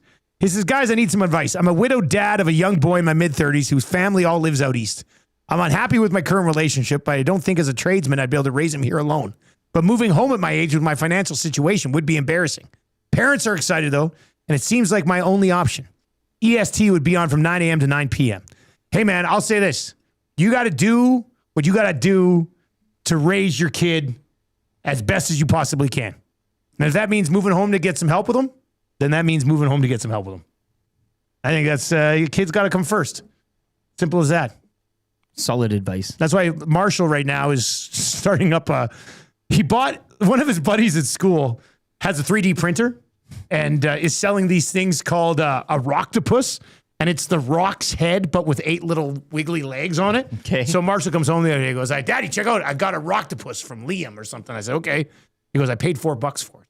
I said, "Really?" I said, "Liam's churning these things out. Who is this? YouTube Trev with a hacky sack?" I was going to say. So Marshall goes, "So I have a business idea too, Daddy." I said, "Okay, what are you going to do?" He goes, "I'm going to print off hockey cards and then paste them on cardboard and then write the stats of the player on the back and sell them at school." Yeah. And I said to myself, this is exactly what I would have done as a child. All one of ones. I told him, I said, "I'm in." You are a genius. I said, "I'm in." And I told him last night, it was funny. He was with Tam and they're over by the fridge or something. They're changing the water filter. I don't know. I can't do it. I can't figure that out. And I said to him, "Hey, you know, Marsh, if it doesn't move at school very well, I'm interested. I'm interested in buying one of those cards." And I saw him kind of glance up to Tammy and just smile like, writing it down. I was super dad last night. Perfect. A super dad. Watching her fix the. Yeah, she was fixing the water filter. You changed that yet? And I was super dad. What's taking so long over there? Come on, honey. That's a tough one. Maybe first date advice from our next guest as well. DVD says, "I gave blood on a first date once." That means you go and give blood. You donate blood, Trev. A plasma donation? Trev in the background, you didn't hear him. He wasn't by his mic, but he said, "I don't know what that means." That means you go and you give blood. You donate blood together. He actually gave blood. I get it now. Yeah. So that's it. All right, let's get to some Macramalla intros. Ask him about the first date. Yeah, well, we'll see what he says, I guess. Yeah. EST legal analyst and the creator of the ham sandwich in a hot car legal defense. This is nothing more than a ham sandwich in a hot car. Sir, this is a murder trial. I rest my case. EST legal analyst and guy who refers to himself as the Batman of his homeowners association, mostly because he reprimands offenders with savage beatings. EST legal analyst and guy who spends his free time hanging out in dark alleys so he can find out where all of these people you don't want to meet are. And EST, this is a good one. EST legal analyst and guy who talked Mitch from Park Mazda into going to law school just so he could frame him for murder and convince him to represent himself to ensure he'd get the maximum possible sentence. Incorporating the sponsor. That's the long game, isn't it, Macramalla? Oh, you're muted, Macramalla. Do we have him? Okay. There we go. Yeah, we got you now, buddy. Okay, but it's not as good because the microphone, for some reason, your site says that it does not. It does. My microphone doesn't work on your site today. Interesting. So now I'm talking through the webcam for the camera microphone, so it may sound a bit distant. It sounds okay-ish, though. We're all right. Okay, I'm not emotionally distant. I'm just physically distant. I like that. I gave blood on my first date. It reminds me what O.J. Simpson said. I took blood on my first date. It's kind of the same, but it's different because he killed people. Anyway, he's dead now, so we can. I remember when one of the TSN stations asked me, when O.J. died, are we allowed to say that he murdered Nicole and Ron, or is that defamation? I'm like, well, number one, he's dead. Yeah. So he can't see you. And number two, truth is a defense to any type of claim. Anyway, that I like the Batman thing. It reminds me, I did go to court recently. Dressed as Batman. Please tell me you're going to say dressed as Batman. Well, how else would I go to court? I dress like Batman all the time. Oh my God, I loved that Batman because when I go grocery shopping, I grab a kiwi, I turn to the person, I go, Batman loves kiwis. And then I throw one of those smoke bombs and I run away. So by the time I'm down in the grocery store, there's smoke everywhere because I'll grab Fruit Loops, throw a smoke bomb. Batman loves Fruit Loops. Grocery store security guard who doesn't want to do anything is just like, oh God, here we go again. Batman's back. Batman's back. Oh, because now they started putting in Ottawa, because all the shoplifting, some like 20-year-old security guard who has no weapons. Yeah. At the front door. They just hope that vest holds up. That's it. That's how he sees me coming. He's like, oh, he comes Batman again. But I got the stink guy. I had this. This was my beef last week. I had like grocery store security guards who are eyeing me up like I'm a thief. Like last night, I went to the grocery store again, and as I paid the lady my receipt, which was way too expensive than it should be, my receipt was coming out, and she looked at me and said, "Do you want your receipt?" And I made eye contact with the security guard down there. I said, "No, I'm good." And I took my bag of groceries and I walked over and I was like, come on, man, go ahead, try to stop me. And I got away with 3 items that I snuck in there. I didn't pay for. Tape don't lie. It worked out really well. Yeah. Worked out really well. No, that's an amazing story. You should wear a cape. I often, when they ask me, do I want a receipt? I go, receipts are for poor people. So I think I'll take a pass on that. I don't even know what a receipt is. I don't care what I spent, how much I spent on this. But then going back, one of my first times in court, I objected, and the judge said, objection overruled. And I said, well, the fact I'm dressed like Batman, does that help at all? And he said no. So I threw the smoke bomb down, and then but I couldn't go anywhere. So I just started coughing. You're just sitting back in one of the other spots now. I was just coughing a lot. I'm like, sorry, Your Honor, and that sucks. But yeah, no, I think the whole idea. Every once in a while, a text comes in that I think changes the show. And these segments. And I think dressing like Batman all the time would make all 3 of us legends. So I do have a Batman outfit here. Of course. Right? Because for Halloween, I would always surprise the kids with an outfit in the morning, like fat Batman fights fat Spider-Man, fat Superman, all those things, right? Fat Superman was Spider-Man was the best because it was so tight and it was disgusting. But I do have, so if we all 3 of us dress, let me know when we're on, by the way. Yeah. If all 3 of us dressed like Batman for a segment, that would be amazing. What do you think? Pretty funny. I wonder if there's a National Batman Day. I bet you there is. Dibs on the Adam West. Oh, man, that's a great outfit for you. And you have a good Batman voice. I heard it earlier. Do your Batman voice. I am Batman. Hi. That sucks. I am Batman. I'm Batman. Get ready? Where's the Batman? I want to go to the Batcave. Harry Dent. I want to object. Oh my That's God! There we go. Now, you are full-blown Christian Bale Batman. Someone's been practicing. You get to be Christian Bale Batman. I can do it all. I guess that means I'm, and I'll be Val Kilmer Batman. Yeah, underrated Batman. No George Clooney's. Hey, it's Val Kilmer Batman. I choose not to Batman. So all 3 of us, and then we could have Jeb Bush on the show, but he dresses Robin because he's a low energy loser, right? Opening night for Major League Baseball on Netflix, which we believe is the first Netflix game. I don't remember watching baseball on Netflix before. Just the one game, too. Is there only one the whole season? Well, no. The one game to open. Oh, yeah, the one game to open the season. Yeah, I'm not overly excited for opening night. I'm more of an opening day guy. Yes. But we are going to see some changes here. Your thoughts on automated ball? What do you think of ABS?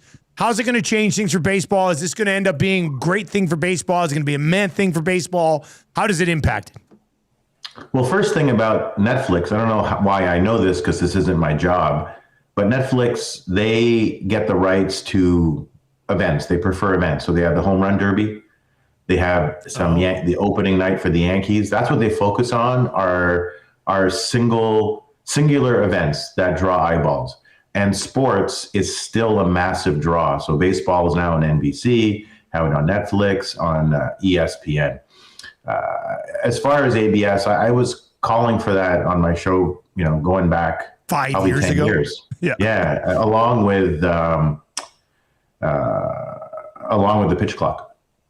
And so the pitch clock really helped make baseball far more entertaining because I would change the channel in between pitches. I remember in September when Garrett Cole was pitching, I would change the channel. It was like 35 seconds between pitches. It was absurd. So that was good for the game. ABS is good simply because at home we know if it's a ball or a strike. The player has a good sense of it, and the pitcher as well. So I think it's a really good development. The thing is, you have to embrace technology. You can't pretend it doesn't exist. And this type of technology, specific technology, has existed before. It's been used in tennis forever, right? Whether a ball is in or out. Yeah. It's very similar technology. It doesn't disrupt the game. And, look at the NFL. Some people complain, too much to review. But it does create suspense. It's part of the theater of the game. And if you incorporate it into the theater of the game, it's fine and it's quick. I would far prefer not removing the calls entirely from the umpire, which is going to happen at some point because they make too many mistakes. So why not get it right every single time? Right? Why? Why do you have to have a person back there? You still have an umpire behind the plate, but he would be told if it's a ball, or she would be told it's a ball or a strike. I'm fine with that. It doesn't bother me that it's not in keeping with tradition and represents a departure from how things have been done. Any business that is successful does not ascribe to the notion that we continue to do things because we've always done it that way. You have to be different. Yeah. And is this as far as it goes, yes. do you think? Or do you think they take it even further with the ABS? I think it's going to ultimately, I think they will migrate to a system where a computer calls all the balls and strikes and the umpire relays that call to the players and to the viewers and the fans. So I think that the technology is too good. And if there's an opportunity to get something right all the time, then why not get it right all the time? There is a tension, and I understand it. Framing as a catcher is an art, absolutely. But framing is effectively deception. It's trying to convert a ball into a strike. I also understand. Baseball is steeped in tradition like any other sport. And sports is different, right? Is part of the appeal of sports is context, and that includes tradition. And you don't want to shed that, I think, as you move forward. That part I understand. But I just like getting things right. Well, what about you guys? Are you for or against it? Player safety, right? And why aren't you dressed like Batman? The NHL Department of Player Safety really frustrates me, Eric. Harvey Dent would have called that a strike. Harvey Dent would have called it a strike. Hey, what do you think of the 3 games to Greer for the blatant push in the back straight into the boards? What in the boards? hell is... We talked about this last week, right? Like why the Department of... Oh, he froze. NHL Department Department in the face. He's back. And of course, are you good? Yeah, we're okay. good. Keep going. Keep ranting on this. I wanted you to get fired up on it. Like we talked about it last week, that the Department of Player Injury is never going to get this stuff right because you appoint George Parros as the head. He punches people in the face for a living. And so the last thing he wants to do is undermine his very identity as a hockey player. So he'll continue to hand out really terrible penalties. Like that was awful. And that was intentional. Exactly. Like what else was he doing? He thought about it. What else? How is that not 20 games? It's 20 games that the guy breaks his neck, right? Or he dies. But the point is, you can't focus on outcome. You got to focus on the act. And that act was so dangerous. He was just the right distance from the boards, wasn't he? And he just regained his balance after he hit them. Like, to me, I don't understand it from their perspective. Give him 10 games. Nobody's going to complain about it. People are going to be like, okay, 10 games, good. Don't push somebody from the back right into the boards. But instead, you give him 3, and we're all still sitting here going, why aren't you taking this more seriously? Like, I just can't get my head wrapped around how inept they are at their jobs, man. It's just, God, I hate it. The last thing these guys want to do, done last week, is engage, put themselves in a place where they have this cognitive dissonance, where they have to impose discipline in a way that delegitimizes their career as a hockey player and undermines their identity as an athlete. That's why you have Parros as the head. There's no other logical reason. The NHL wants to maintain the status quo. But I don't know about you, but don't you get sick and tired of seemingly caring more about the players than the league does? It's ridiculous. It's true, actually. How is that 3 games? When you coach hockey, and if something like that happens, like, what are you going to say to your own player? I'm like, man, you're sitting out half the season. Yeah, I would pull my own kid off the ice in that situation. You just don't do it. Like, It's ridiculous, man. It's very sad. It's very Good way to sad. describe it. Good way to describe it. Batman would be so much better. Eric, 10 games. Eric, thanks for joining us today. We love you. We're going to talk to you next week, all right? I love you guys more than Harvey Dent. I love you too, Harvey Dent. Harvey Dent. There you go. That's Eric Macramalla. Did the Batman voice doing the... I love this guy. All right. That was fun. I like it. Questionable Scholar is in and says, sometimes I think about new listeners to the show and how I would respond in a sane world to 4 grown men pretending to be Batman on my radio. Grown men, hey? Let's pump the brakes here. I mean, physically, yes, Yeah. we're grown men. Emotionally, I haven't changed since I'm pretty sure I moved out of my parents' house. If they use the Batman voice to on the Department of Player Safety videos, I think Now, we could meet in the that middle. would be funny. Yeah. That would be funny. We should take those videos, throw it in Adobe Audition. Yeah. The NHL has suspended H.A. Greer for 3 games. Then it's a little more serious. Yeah. Then you'd be like, okay, 3 games. Yeah, that's good. Trev, did you do a Batman voice? I'm Batman. Oh, God. Oh, that's so good. No, I'm Batman. No, I'm definitely Batman. No, I'm more Batman than you are. That's on Neighbors, Seth Rogen and Zac Efron. No, my Batman's better. Oh, yeah, that's right. Yeah. Damn, I thought we just came up with something. Not quite. Oh, well. Anyway, Eric Macramalla brought to you by the great staff at Park Mazda and dealer principal Mitch Lewicki, who also has a great Batman. 7 o'clock hours been brought to you by GameSense. Remember, when gambling, set a budget before you play. Stay informed and visit GameSenseAB.ca to learn how. GameSense, you're going to want to use it. You're going to want to use it. You don't want to get too carried away. All right, who wants to play kind of easy trivia? We've hit 6 in a row. Looking for number 7. Lucky number 7. We're going from 6 to 7. Oh, that was tough to do. That was tough to do. That really, that Is was this tough. the end of the... I don't know, maybe it is the end. Have we Maybe it is the spit the end. bit? If you want to play kind of easy trivia, text Trev right now, 780-218-9999, 780-218-9999. One of you will play for a gift certificate to Mr. Mike's. If you're listening over on 95.7 today, you must be loving the show. If you like so Batman impressions, stick around. We got more coming up. Baggio texted in his Batman impression. Yeah, I know. Baggio, his text says, I'm Batman. Doesn't sound as good in text. Nah, but it looks good. It looks really good, Baggio. It does. If you, if you're listening on the radio, a couple minutes of commercials, quick traffic update, then when you're back with us, jam-packed third hour of the show, including Ryan Rishaug, who's scheduled to pop by around 8:30 this morning. If you were on YouTube today, hammer the thumbs up for us. Let's take a run at a good Wednesday 300-like show. We're at 217. We need 83 more. So if you're watching over there, don't keep that thumbs up. Give it to us. Here is the sports update brought to you by Windsor Plywood Leduc, locally owned and operated, serving Leduc and the surrounding area since 1993. Doors, flooring, baseboards, and of course, plywood. Windsor, the experts you need to know. Go see the knowledgeable staff at Windsor Plywood Leduc.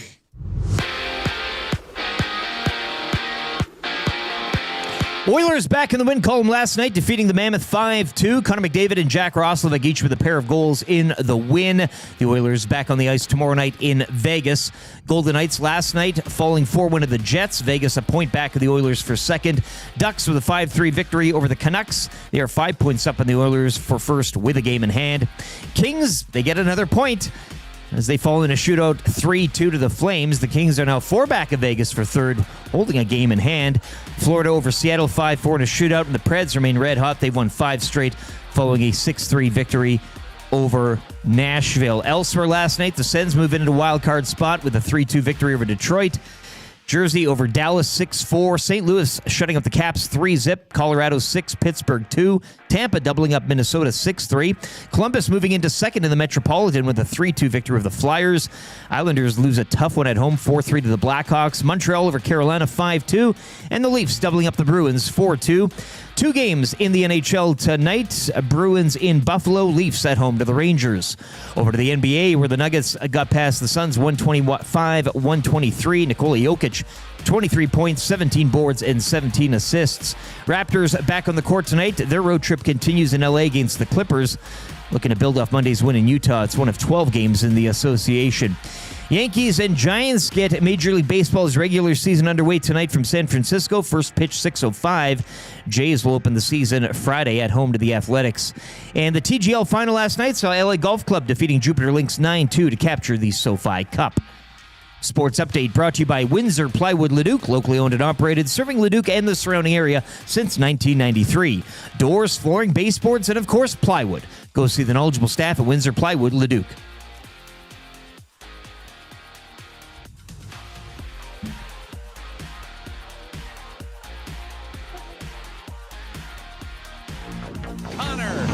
McDavid. Let me say yeah. Remember that name.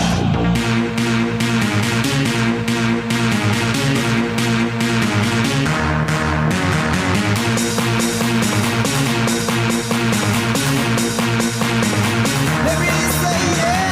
Connor McDavid. Connor.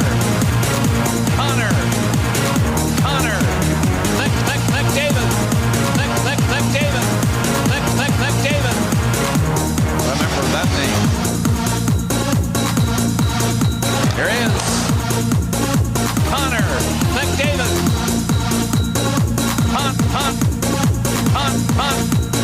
Connor McDavid.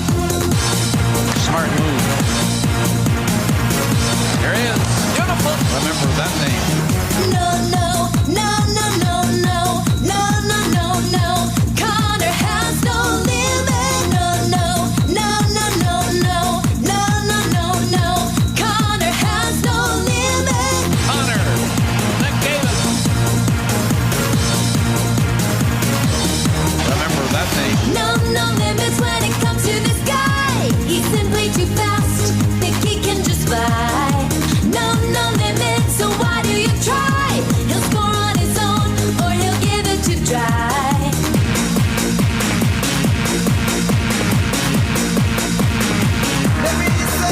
Connor McDavid. Fans in heaven, cause of 9 to 7. The nation in love from Gibbons to Devon. Looking to pass, eating men on the ass. Second contract, a lot of cash. Tick, take your time. McDavid on your team and you'll be fine. Just open your eyes and you will see it. Oil it for real, cause he has no limit. No. Connor has no limit. No. Connor has no limit.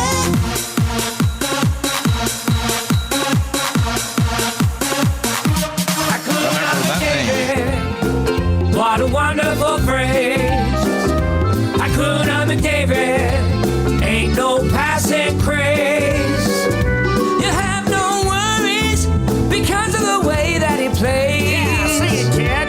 He's the next Gretzky from the draft lottery. Hakuna McDavid. Hakuna McDavid. You have no worries because of the way that he plays. He's the next Gretzky from the draft lottery. Hakuna McDavid.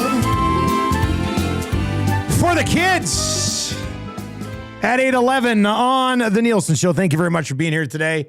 It's like it's snowing out yet again. I'm sick and tired of this weather, man. It's really starting to piss me off. Like, just go away already. We get it. We had winter. We know you want to hang around a little bit, but like, come on. The best part is it will be like, this is it.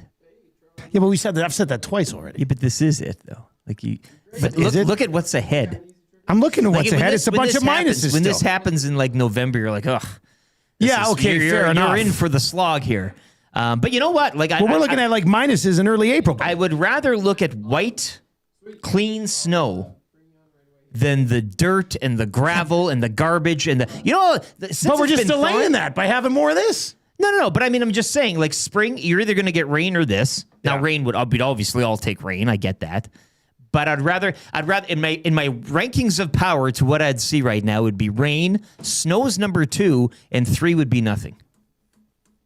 You want a little bit of something covering up the crap. Yeah. And then when it really gets good, one of these days it's going to pop. It's going to be like 13, 14, and it'll all be gone immediately. And then things will be sprouting. Yeah, but that's not in the next 10 days. Yeah. Minus 12 right now. It's only get up to minus 9. Today, It's late tomorrow, March. Friday, minus 3. When does April get here? Because April comes in like a lion and goes out like a lamb or something. Clausen like that, was right? on the hangout the other day. I took him aside. I said, Josh, give me the. Yeah, give me the you goods." tried to groundhog well, him? I said, we're out of the woods, right? And he goes, yeah, there's. I said, minus 20s. He's like, no. Oh, really? Because I see it feels like minus 18 right now, Claus. I know. Yeah, it feels cold. Yeah. It's a cold one out there. Bit of a breeze on the face this morning. I didn't shovel last night. There's no point. Sorry. Me neither. Put the shovel away. I was hoping Tam would do it before I get to it. Yeah. Let's see. After she gets to that water filter. Got to get that water filter done. Yeah. Anyway, all right. 780-218-9999. Nielsen Show is brought to you by Weiss Johnson. Weiss Johnson. Whoa. You can text us in the Paris Jewelers inbox, and one of your text messages will end up taking home that Royal Pizza text of the day. We've got kind of easy trivia coming up here right away. We got 3 questions too many on the way for the great staff of Park Mazda. Lieutenant Eric's weekly rankings of power. Then just after 8:30, TSN's Ryan Rishaug from the Got Your Back podcast. Marmot Basin Snow Report. They're loving this. How could they not? Oh, and then the wrap for William Huff, all still to come. 8 o'clock hour of the show is brought to you by GD Liquidators, Auctions, and Appraisals. Mention EST and you get 5% off anything new or used. And you don't want to miss their monthly online auctions either. www.gdliquidators.com. They are Canadian owned, Canadian operated. Make them your first call. 780-447-2787. Or pop by. Check out the place. You're going to love it. The store is awesome. 14510 124th Ave. Or, of course, like I said, the website. www.gdliquidators.com.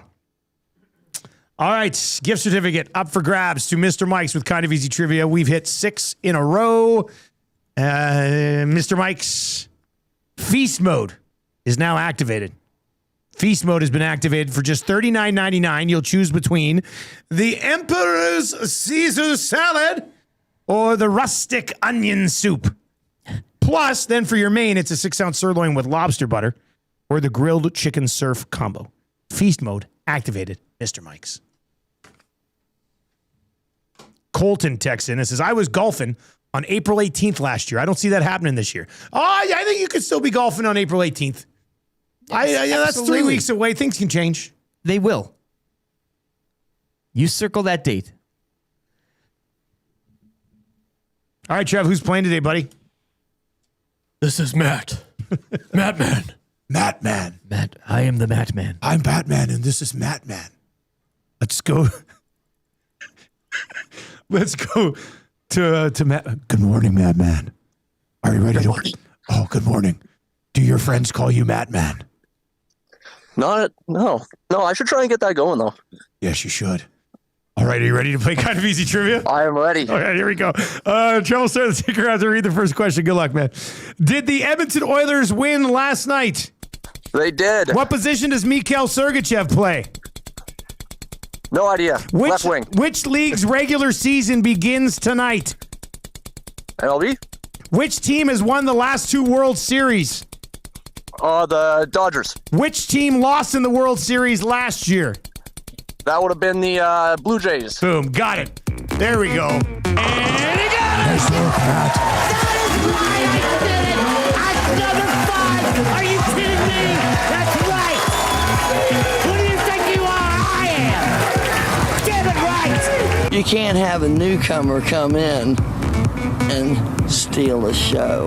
That's a paddling. Oh, we've been strong. We're just playing by the rules. Ooh, you better believe that's a paddling. And I was in Miami with my new beach house. Well, it was a couple minutes from the beach. That's a paddling. The first year we took it to the limit. Take it to the limit. You cannot come to my house. No, not today. You cannot come to my house. No, not today. 8:16 on a snowy Wednesday morning. But Matt Man got it done on the trivia. Was that the guy who texted in and said he listens all the time, he's never played? Was that guy? I saw one guy texted in. Yes. Yeah, that was him. Yes. That was great. Somebody texted in first time just, yeah, baby. Yeah, baby. Big Dave texts in and says, all this Batman talk is great. I think Trev should own being the Clooney Batman. I bet he has the nipples for it. No. Was Clooney's costume one way very to find out. Was Clooney's costume very nipply? Oh yeah. Was it the nippliest of the costumes? Definitely. I don't remember seeing Christian Bale's nipples. No. I'm certain that Clooney's costume or suit had nipples on it. Christian Bale is my favorite Batman. He's my Batman. Nothing against Affleck, nothing against Clooney, nothing against Kilmer, nothing against Keaton, nothing against Adam West. But Christian Bale's my Batman. When you do Dark Knight, you're my Batman. Yeah. That's it. No love for Robert Pattinson? Oh, yeah. I forgot about Robert Pattinson, so I guess not. Yeah. Okay, fair enough. I don't know if I like my Batman to be emo Batman. Yeah, goth Batman. Yeah. I didn't grow up with goth Batman. Yeah. I liked that Batman, though. I think he did. I like the movie. I thought the movie was solid. I like the movie. Yeah, it's like a murder mystery. Yeah. Yeah. All right, let's get into 3 questions to me today for the great staff at Park Mazda. Lieutenant Eric, do you have a liner for the segment? 3 questions to many brought to you by the great staff at Park Mazda and dealer principal Mitch Lewicki, where he thinks he's Batman. Park Mazda, your dealer for life. I gotta move along. I want to do Batman voice for the rest of the show. This is where we're at. I want to do Batman voice. Yeah, you just might I as know well. we didn't think about Batman voice all day. It wasn't in the cards, but I like doing Batman voice. Yes. Really? So, yeah. hey, if you want us to read things in Batman voice, text them in. Maybe it's about Oilers. Hey, who knows? I'll read anything in Batman voice. 780-218-9999. All right, question number 1. This text came in from Josh. I'm not going to Batman this thing, but I thought it was an interesting theory. Where is Josh? Here we are. Farm Josh. Yeah. So this is an interesting question. Trevor, why don't you tell me this one too? Do you think the D-man line shuffle in practice was to just change the conversation around the media and fans and a distraction away from the Tampa loss and the McDavid comments? Interesting. This is funny because I was watching last night's game. Yeah. And they were just name as per usual. Yeah. And I was just like, the only thing I could think of was Novak and Paul Coffey. Like, oh, okay, this will get them going, guys. And they're just laughing. And for the last 24 hours, all we did was talk about it. And I think yesterday on 2 shows, I said I can't get my head wrapped around why they would go back to Wallman and Bush and then play Ekholm on the right side with Darnell Nurse. So I mean, if they did just plant those deep areas of practice to take the conversation away from doing it for Coop, great job. Good on them. I'd say I'm actually pretty impressed. I'm pretty impressed, and I thought of this last night. I honestly think this is what they did. Rick, what do you think? Do you think they're that deceptive? They shouldn't be. Like, I hope that's not how they're viewing things and going about the business. Because what do we always hear? Like, it doesn't matter. It shouldn't matter. It shouldn't matter. They don't listen to what they don't. There's no influence. The outside noise, you block that out. Doesn't have any effect. But maybe it does. I said yesterday that when we saw those pairings, I was like, maybe it's a ruse. A ruse. And in it, I haven't pulled off a good ruse in a long time. Feels good to pull off a ruse. There you go. And that's what they... Trev, is that you in a Batman helmet? That was this last Halloween. That does look pretty good. I went to the bar like that. Just as Batman. Yeah. Did you have the whole outfit or did you just have the I had the mask and I had a cape. Okay, that's all you need. And the cape had the cool yellow logo. Yeah, that's pretty cool, actually. Yeah. I might go swing by someplace today and buy a Batman costume. Just so I have the mask so I can put it on when we want to do the Batman voice bit. Yeah. Right? Pat in the county texts in and says, Batman voice. Paul, I need you back on the bench. That's a good one. I like that one. Yeah. We should, just like we have the Gentleman Sweep show, we should have a Batman Hour show. Paul, it's an emergency. The guys don't believe in me anymore. I'm going to need you back. Question number 2. What's the most intriguing storyline for you heading into the Major League Baseball season? You guys have any? I have 3. They're all pretty generic, but I got 3. Obviously, the Blue Jays, and I know you Savage is a little bit banged up coming in, and they're trying to work him up. But the Blue Jays actually, I think, from a betting perspective, have the top 2 odds on Rookie of the Year with Yakamoto and then you Savage. We're all in. You're going into a season now based off the ending of last one, where No, I think you have to be fired up. Last season, you know? I'm also not sitting here this morning going, I think the Blue Jays are going to win the World Series. Well, no. I understand last year was a great run. I do think they're being disrespected with their win total at 88.5. Sure. Probably take the over the 88.5. They're in the mix now. So that's one. Can anybody stop the Dodgers and their enormous payroll? They won back-to-back. Are they just going to keep is this just going to keep rolling until the stoppage? Yes. I mean, there's that. And then the ABS thing is interesting. So you get 2 challenges, but you actually get as many as you want unless you lose the 2 challenges. So, like let's say you challenge 4 times and they're all right, you still have your 2 challenges. If you get 2 incorrect, all your challenges are gone. So I mean, this probably shouldn't be the way that it is for baseball tonight. But I am watching to see how the challenging of balls and strikes go for opening night, which isn't that ideal, It's I guess. a 3-year rights deal for Netflix. There also, as Macramalla mentioned, the Home Run Derby, plus the Field of Dreams game August 13th as well. They'll have on Netflix. Oh, that'll be kind of neat. Trav, you fired up for the Jays this year or what? Oh, yeah, baby. Yeah. I can't wait. This is going to be awesome. It's going to be good. It'll be fun to see. Yeah, when Savage is all good, that's a good storyline there. Vladdy, can he follow up his just historic run last year? We had Matheson on last week, and I mean, it got me going, boys. Yeah, I can't wait. Yeah. Addison Barger, Varsho, a lot of good storylines. Bo Bichette. I might start buying Barger rookies. Yeah, just man. because, they Barger's probably are awesome. reasonably priced. Time to invest. And I might as well start investing. I bought 3 Savage rookies right after the playoffs, which when they were like at an all-time high. This text comes in from Hermitage J and says, I haven't pulled a ruse in a long time. Says the man who for a week swore to his kids he invented the It's Raining, It's Pouring song. That's a good point. Hell of a ruse. I guess that was a pretty good ruse. Is there any, what are your Mariners this year, buddy? What do you expect from those Nobody guys? cares. We're all in the Jays Canada's team, and I look forward to. No, I don't expect that. You don't expect anything from the Mariners. Are you kidding me? Maybe they will. I expect them to draw me in again and then slam me over the head when things get serious, in true Seattle Mariners fashion. Question number 3. Did Bill Burr steal the show last night? He was interviewed in the intermission by Gene Principe. And in classic Gene fashion, he won Bill over. At the end, Bill was like, wow, that was a really good segue. Yeah. Not knowing that Principe is like the god of segueing in hilarious fashion. Stoff missed out on that, hey? They were talking. I was suffering a bit of a chest cold from shoveling. Chest cold from shoveling, he said. I don't know if I'd say he stole the show. Roslovic had 2 goals. Connor hits a bunch of milestones.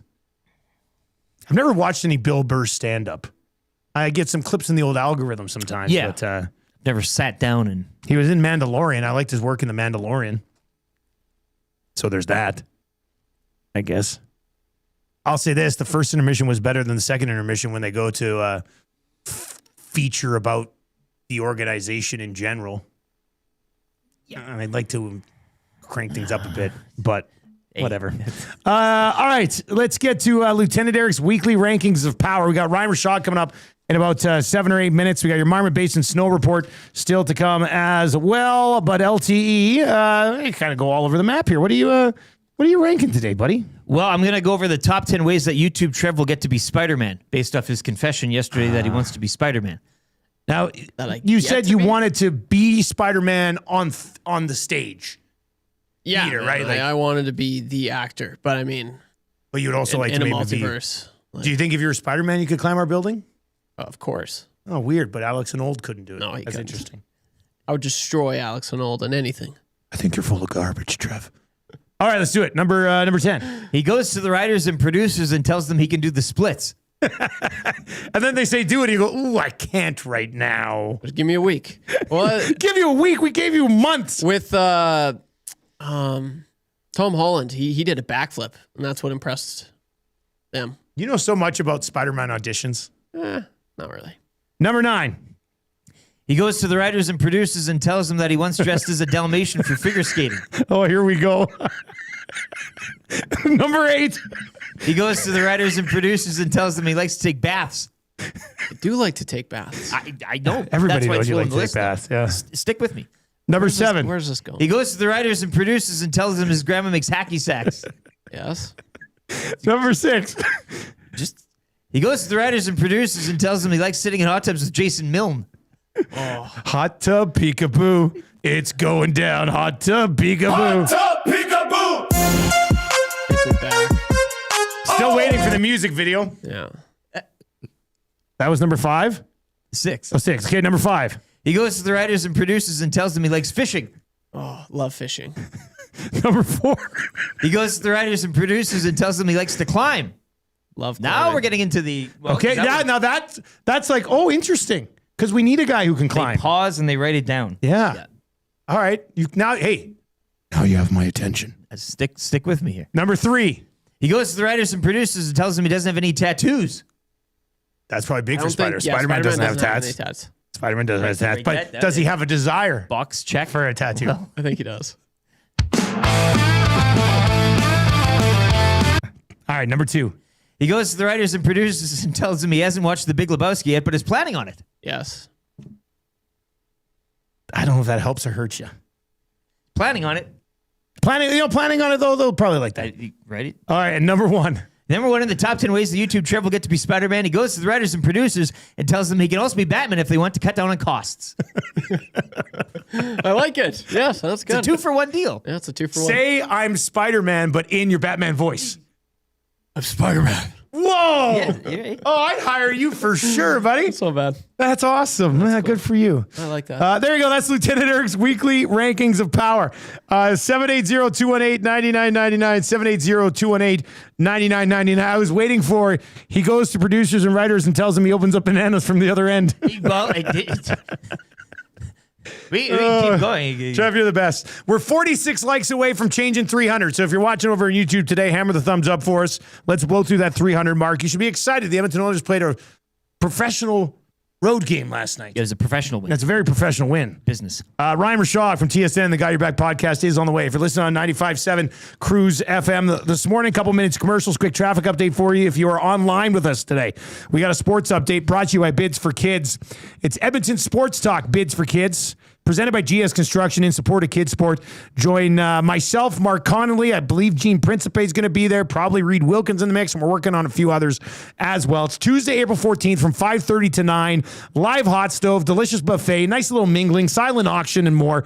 Get your tickets today. And AM Nasties, we'd love for you to come out and support this event. We usually have a pretty good time when we get together, and this is an important event for kids sport. You can go www.kidsportbidsforkids.com. That's www.kidsportbidsforkids.com and use the code ESTBIDS. You'll save 10% off on your tickets. Here's the update.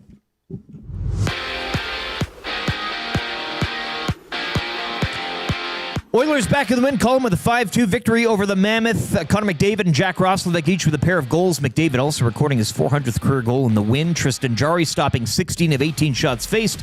Evan Bouchard, 3 assists on the evening, while Ryan Nugent-Hopkins reached the 800 career point mark. The Oilers stretched their all-time record against the Mammoth to 5-0. They're back on the ice tomorrow in Vegas. Golden Knights with another loss last night, 4-1 to the Jets. Vegas remain a point back of the Oilers for second.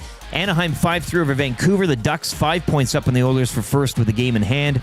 Kings get another point. They fall in a shootout 3-2 to the Flames. They are now 4 back of Vegas for third with a game in hand.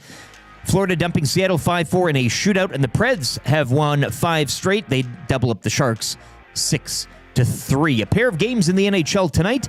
Buffalo hosts Boston, and the Rangers are in Toronto. NBA action. Nikola Jokic, 23 points, 17 boards, 17 assists, leading the Nuggets over the Suns 125-123. The Raptors are back on the court tonight. Their road trip continues against the Clippers as they look to build off Monday night's win in Utah. It's one of 12 games in the association. Major League Baseball regular season gets underway tonight from San Francisco as the Giants host the Yankees. First pitch 6:05 on the Netflix. Jays will open their regular season Friday at home to the Athletics. And TGL final last night, LA Golf Club defeating Jupiter Lynx 9-2 to capture the SoFi Cup. Sports Update brought to you by the Edmonton Sports Talk Bids for Kids event presented by GS Construction in support of kids sport.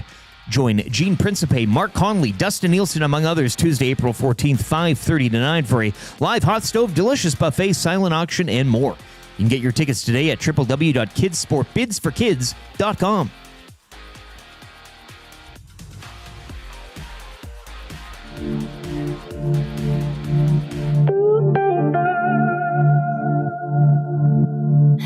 evolution of man may not be so great.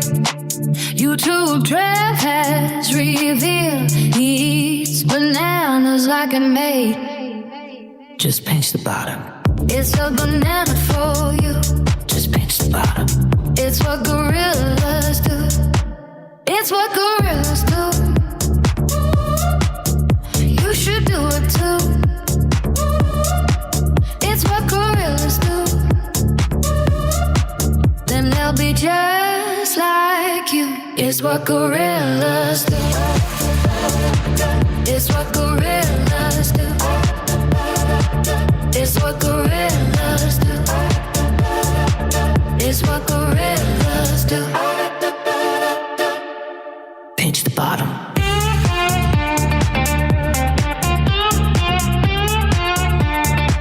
They'll be just like you.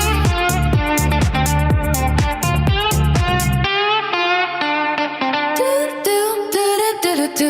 It's what gorillas do. Do do do do do.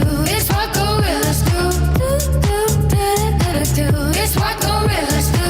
Pinch the bottom. They'll be just like you. 8:33. It is the Nielson Show. AM Nasty for you on the FM dial today at 95.7 Cruise FM. We're also coming at you from the Popeyes Louisiana Kitchen studio today. You can text us anytime, 780-218-9999, 780-218-9999 is where you can get in. Jason Clark over on the YouTube chat says, love the show. This is Survey J working at the airport, making Canada great again. What's up with everybody at the airport today? We had people texting in like before 6 o'clock today, and in the 6 o'clock hour that they were at the airport flying somewhere. Then obviously Bones works at the airport. Then there's another guy who says at the airport for work, and now this guy's out of the airport for work. What's going on at the airport? Sounds like a busy place. There's people coming and going all the time. Airports. Yeah, that's nuts. We got the Marmot Basin snow report still to come, and then the wrap for William Huff as well. Maybe our next guest is even at the airport. I mean, he flies a lot. He flies a lot. He's a jet set. Maybe he's an airport boy. He's an airport boy. Let's get to it. Timberlake rocks. Is that a mandate of yours? What are we talking about here? Good question. Can some of it be about sport? Yeah. All he needs to do is just get in front of people and state his case. If they had the mandate from the people, blah, blah, blah, I don't know where that information came from, but I would question it. Time for the morning mandate with Ryan Rishaug. This is what sports broadcasting is all about. You know what? That may be a good point, Ryan. You broke the story, Ryan. Rishaug is one giant 6'2" pile of Charmin. Somebody pointed out in the text line that he's only at the airport when he's in transit. Yeah. You still can't get past that in transit burn. That's what happens with Shoggy, right? These things happen and then they get stuck with them. It's Ryan Rishaug from TSN and the Got Your Back podcast joining us on the show this morning. Shoggy, what's up, my man? How you doing? Yeah, I'm not stuck with that one, man. I own that one. I mean, that's just me speaking an elevated version of the language compared to the rest of y'all heathens. y'all. I like that. You drop a y'all in the middle of that. That's pretty funny, actually, buddy. Yeah. That's pretty funny. That's pretty good. How's things? What's up? What's up with you? Good. Yeah, I'm really good, man. I'm, I got up and I looked out the window this morning and I saw the weather. So like a dummy, I text a picture of the weather to our Ray and Dregs hockey podcast chat. And Ray was like, oh, that's a tough look. And Dregs goes, actually, I should just get it here. So this is classic Dregs. He goes, the snow or the janky yard. So he immediately starts attacking my setup at the house. Man. Jeez. So he's all over me now for my backyard. And then look, he sends a couple pictures of his backyard. Beautiful. The palatial mansion estates out in Toronto. It's the insider business. So he's yard shaming me this morning. It's like sunny and the grass is green and the pool is full. Did he actually use the term janky? He did. He said janky. Yeah, Janky.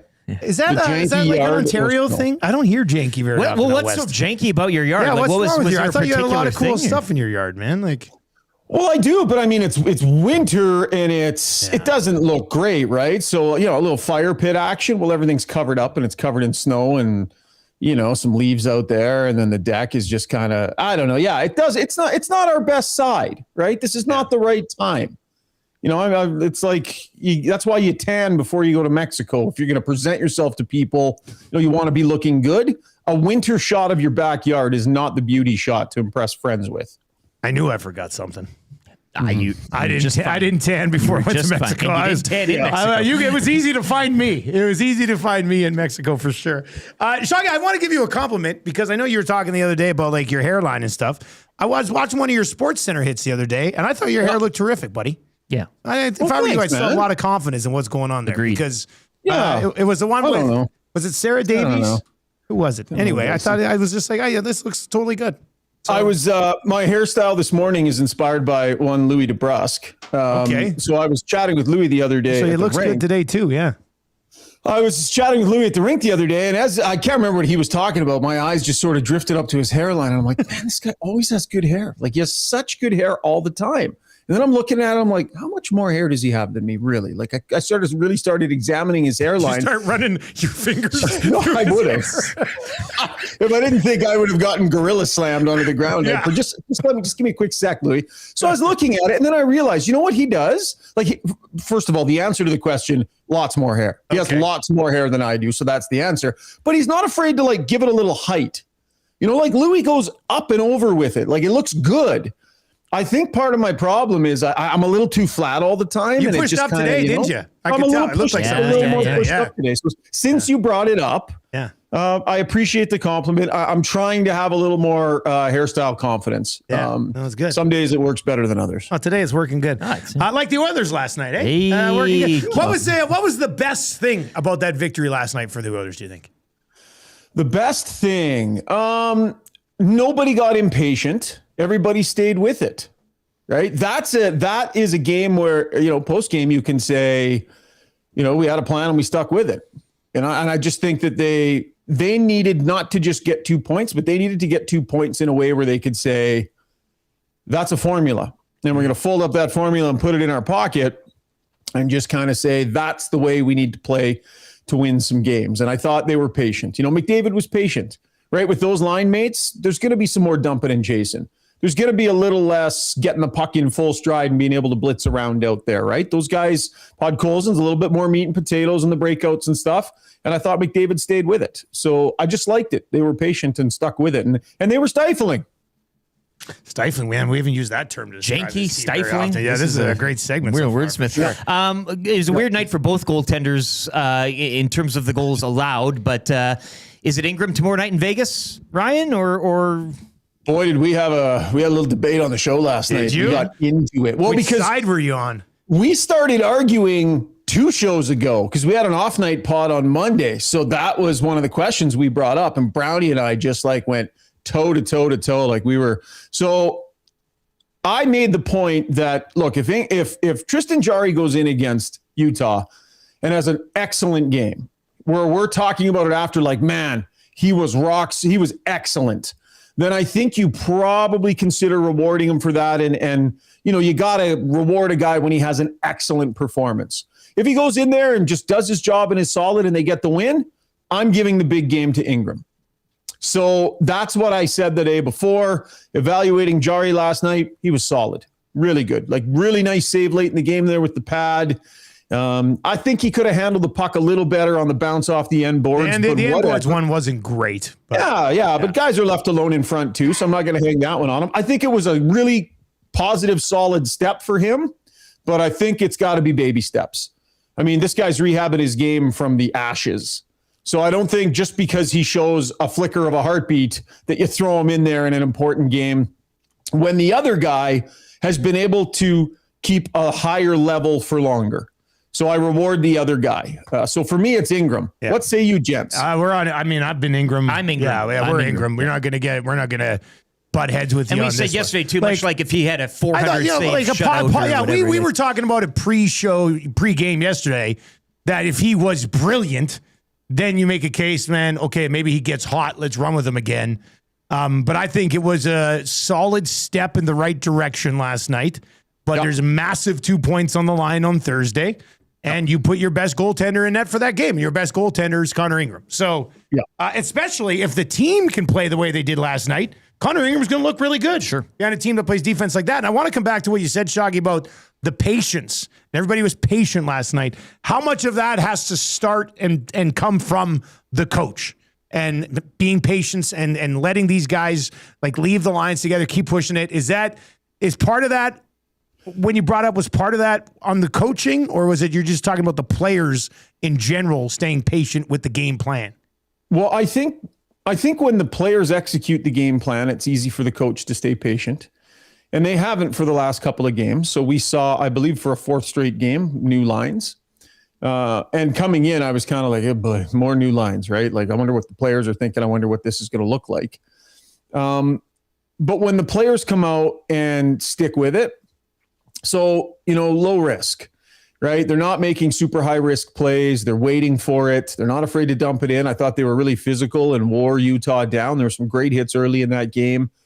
It allowed them to roll 4 lines. Everybody was in. So I think Chris Knobloch wants nothing more than to leave his lines alone. I really do. I think he knows it's no good when you're constantly like, okay, this guy, that guy, zip, zap, zip, zap, zip, zap. And when the Oilers go on their long winning streaks way back when, generally speaking, the lines are left alone. So I think Chris Knobloch wants to be patient. I just think that it's hard. Expectations are high. And when the team isn't performing, it's hard to sit on your hands, I still think he's messed around a little too much overall, but I think it was about the players. I do, Dusty. I think it's about the players understanding, like, you have to avoid that moment where you get frustrated and try something.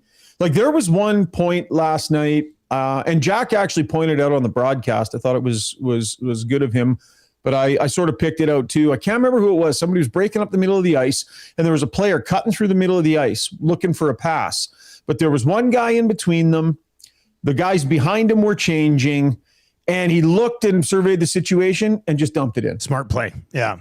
That's when they would have forced it before, right? Now it's a turnover to bad change and back the other way. They just stuck with it. They were okay with low event hockey. They had confidence they'd come out on the right side of it. That was a really good formula last night defensively for that team. And they needed that, man, because their last 2 had been very sloppy. 2 more goals for Roslovic. He's got 19 on the season.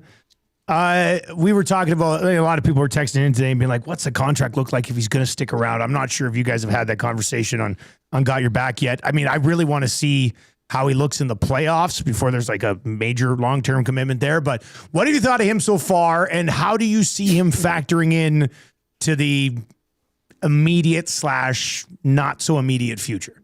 Yeah. So really good, right? At the salary he's making. He's a bargain right now. Yeah. Huge for this team. But here's the thing, guys. He had 20 plus goals, I believe, last season, and he and his agent tried to hit a home run in free agency this summer, right? I think the number was pretty high. I think they were pretty aggressive. He got left without a place to sit down when the music stopped. And that's why he was then in a situation to have to call a shot and go, where am I going? Well, he came to Edmonton, I believe, fully understanding there's probably no better place to go to potentially be a top 6 forward and play with excellent players to try and drive the numbers up. This is a 1-year show me deal that he had to do because their strategy was maybe a little off last summer. So if he ends up with 22, 23, 24 goals and a solid playoff performance, he's 29 years of age, you guys. He's going to take the biggest, longest contract he can find. This is his chance to legit make life-changing money. It's the last big one, right? Like, this is it. It's the last big one. Yeah. And I wouldn't blame him one bit if he chased it. And I just don't know if the Oilers can be the ones that are chasing it with him. So what's the number? Yeah. I mean, 20, let's see where he ends up. 23 goals, let's say, and a solid playoff performance where the Oilers, whatever, go a couple of rounds. And he was a positive.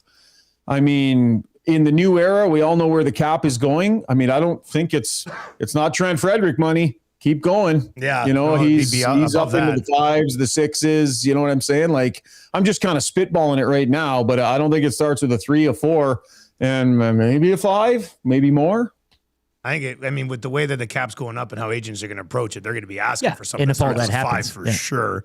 And then we'll see. But we'll see how he looks in the playoffs, and then I guess get into that conversation a little bit more. Shaggy, what do you got coming up over on Got Your Back? We have Struddy's World today, 12 to 1 o'clock, live on all of our platforms. And then we'll have post-game pods basically for the rest of the games. So tons of content. And then we're also going to blast out a Ray and Dregs hockey podcast tomorrow morning, where the always humbled Darren Dreger will be. All right, buddy. We'll let you get back to working on your janky yard, okay? Sounds good. And thanks for the compliment.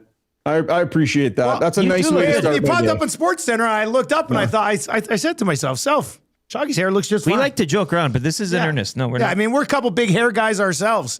Right? Yeah. So we like to see how other people's hair look, and I thought it looked pretty solid. And you know what? You might have to start going with this puff it up. Yeah. See, but listen, here's the thing, though. See, it looks okay from this angle, right? It's sort of like, okay, that's not bad. But as soon as I do this, it gets ugly. Look at this. Well, but look, man, that's for the birds. I would say this. How tall are you?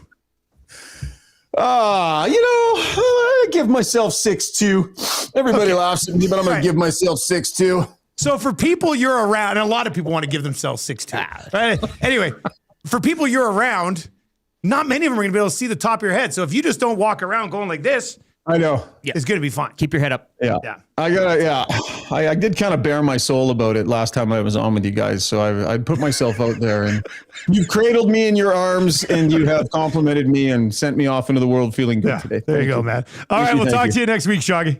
Yeah, boy. There you go. That's Ryan Rishaug, TSN, and the Got Your Back podcast over on YouTube and all podcasting platforms as well. He drops his pen, you want to bend down and get that for me? I can't get that. I can't get that. Why can't you get that? No, I can't get that. Doesn't matter why. I can't get that. All right, that was fun. We'll see what happens with Roslovic. I mean, what did he score last year? He was over 20 goals last year in Carolina and was healthy scratched in the playoffs. So let's see. Now he's not going to be healthy scratched on this team. No, on this roster in these playoffs. So he's going to get to play, and let's see how he does, and if he. Like there will be millions of dollars riding on Roslovic's playoffs. Last year, he played 9 playoff games, had 1 goal.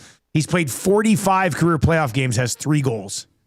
So this is a massive, massive playoff coming up for him. And you hope that he can kind of keep this momentum going. He finished with 22 goals in 81 games last year. He's got 19 goals in 59 games this year. This is his best goal scoring season of his career on a goals per game base. So if he can keep this thing going come playoff time, I mean, it could be the difference between $4 million and $5.5 million. So I'm sure he's pretty fired up about that, and a motivated Roslovic going into the playoffs. Probably a good thing for the Edmonton Oilers. All right, let's get into your Marmot Basin snow report, shall we?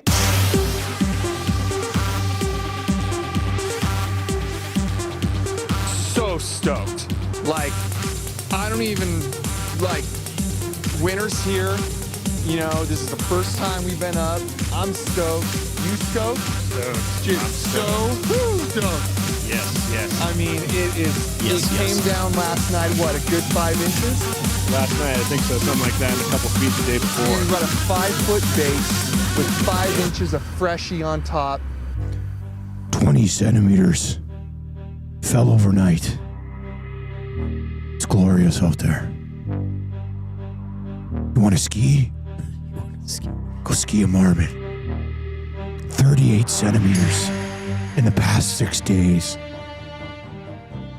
It's epic out there right now. Calling for another 9 centimeters tonight. It won't be a weekend to miss. Kids ski free. And Harvey Dent. 12 and under. And if your name's Harvey Dent, you get 50% off. So throw on your suit for skiing. Come out and join us at Marmot. Monday to Friday. Family package. 7 days a week.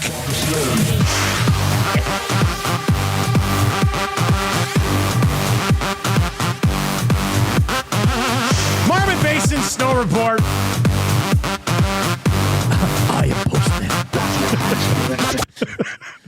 Why don't you come shred the gnar? 38 centimeters in the past 6 days. It's insane out there right now. This is and it. Spring break is coming up for a lot of people. Yep. And Inversion. kids ski free Monday to Friday through spring break. Think about how much money you'd be saving by going up to the hill and skiing free with the kids.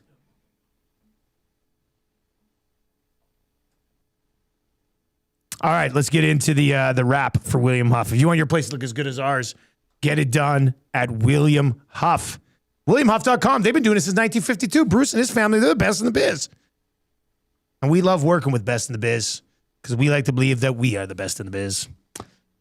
What did we learn on the show today, guys? I can't remember the texter, but Noodles, big fan of the Clash, apparently, and his dream growing up was to play goal for the Boston Bruins alongside Ed Meal, who never played for the Bruins. We have to remember to discuss this. Yes. Because that's crazy to me. Absolutely crazy. I learned that all three of us do pretty good Batman impressions. I'd say 2. Not me. Not me? Not me. No, you do a great Batman. No, I do not. You do an awesome Batman. You just did the thing. If I was gonna power rank our Batman impressions, you would be 1. Sorry, Trev. I haven't done it at all. You'd be 3. I'd be 3. Yeah, but you're more of a Spider-Man guy. Yeah. Do you have a Peter Parker impression? I mean, it would probably just be my regular voice. Oh, come on, Mr. Stark. Yeah. That was good. Yeah. Oh, that was Thanks, actually man. really good. I'm working a lot of my Peter Parker. Yeah. It's pretty good. That's good. So, somebody wanted me to do Batman voice Jar Jar impression, a line from The Godfather.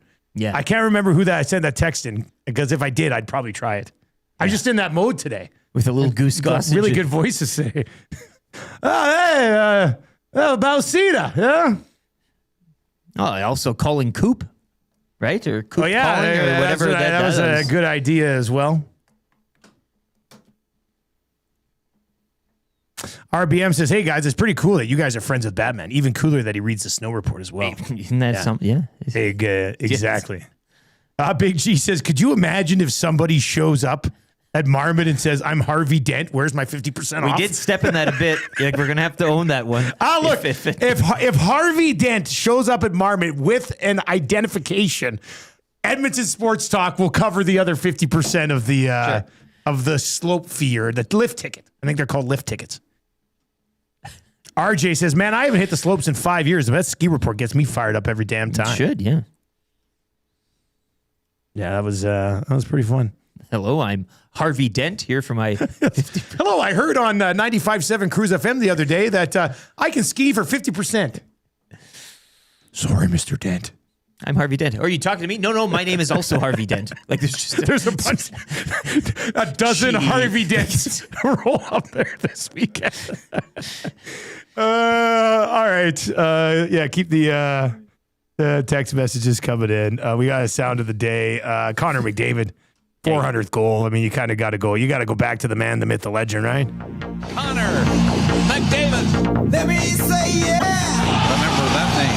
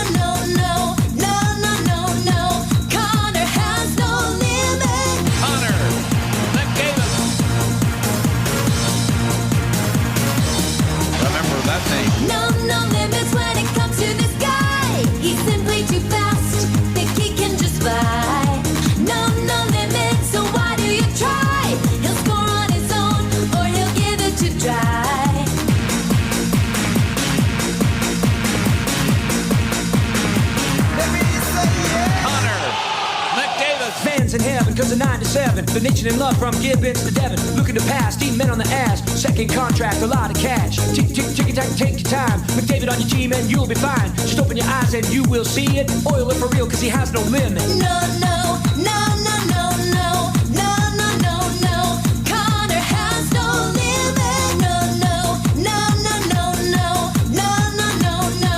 Connor has no limit.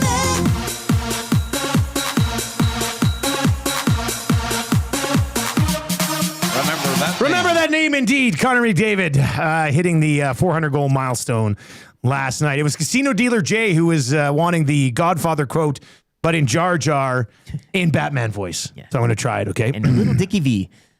Misa, gonna make Yusa. Offer Yusa. Can't refuse. I've never watched The Godfather, so I don't even know that. I don't even know that quote. Let's get to your Royal Pizza text of the day today. Royal Pizza, still making it great. You know what? This one I saw earlier. I wrote his name down. I didn't come back around to it. Is it a Ross Lebeck text? No. This one I think kind of really hits the whole Jari story from the last couple of weeks. H.E. Pennypacker. Okay. Jari had a great game last night because he worked much harder in warm-up.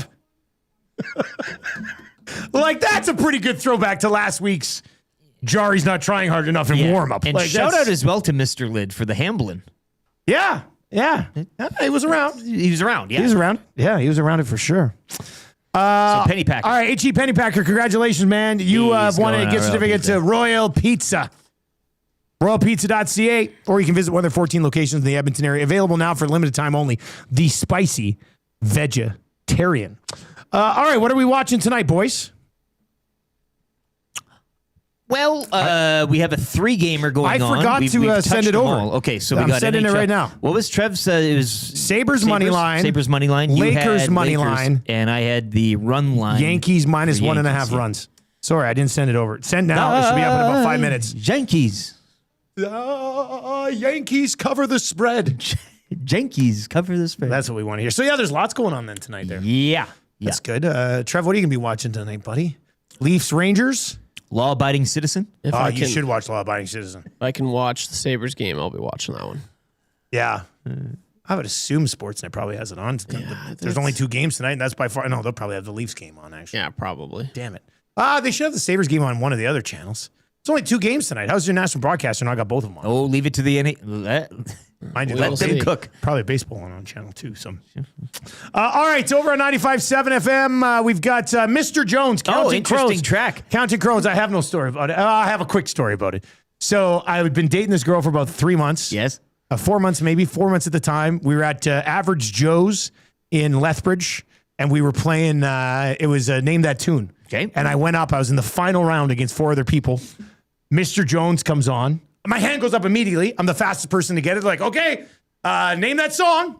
I said, Mr. Jones. And I said, and name the band. And I completely blanked. And I could not come up with Counting Crows. I cost our team the victory. And then like a month later, that girl started sleeping with her boss and cheated on me. And I think it's all because I didn't know Counting Crows did Mr. Jones at the time in the spotlight. You have a family, 2 loving kids, and a loving wife today because you forgot Counting Crows. You're right. This could have all been in flux. Everything set If in I would have motion. known Counting Crows, Marshall and the Muzz might not exist. Awesome. Awesome. Good work, Rick. That's the truth, this though. is all. You're right. Oh, that's great. Anyway, we're going to get you to Mr. Jones Counting Crows over on 95.7. You got it. Good. Mr. Jones, Counting Crows. All right. If you are listening on iHeart or TuneIn or over on YouTube, if you're watching on YouTube, Hangouts coming up from 9 to 11. I will be at Boston Pizza for the Lock Shop. Boston Pizza, St. Albert South, newly renovated location, 200 St. Albert Road. We will be there from 11 until 1 today. Oil Stream from 12 until 1. EST afternoons from 1 until 3. The Smash It Reed Wilkins Show from 3 until 6. For YouTube, Trev, Lieutenant Eric, I'm Batman. And we'll talk to you tomorrow. Changing 100.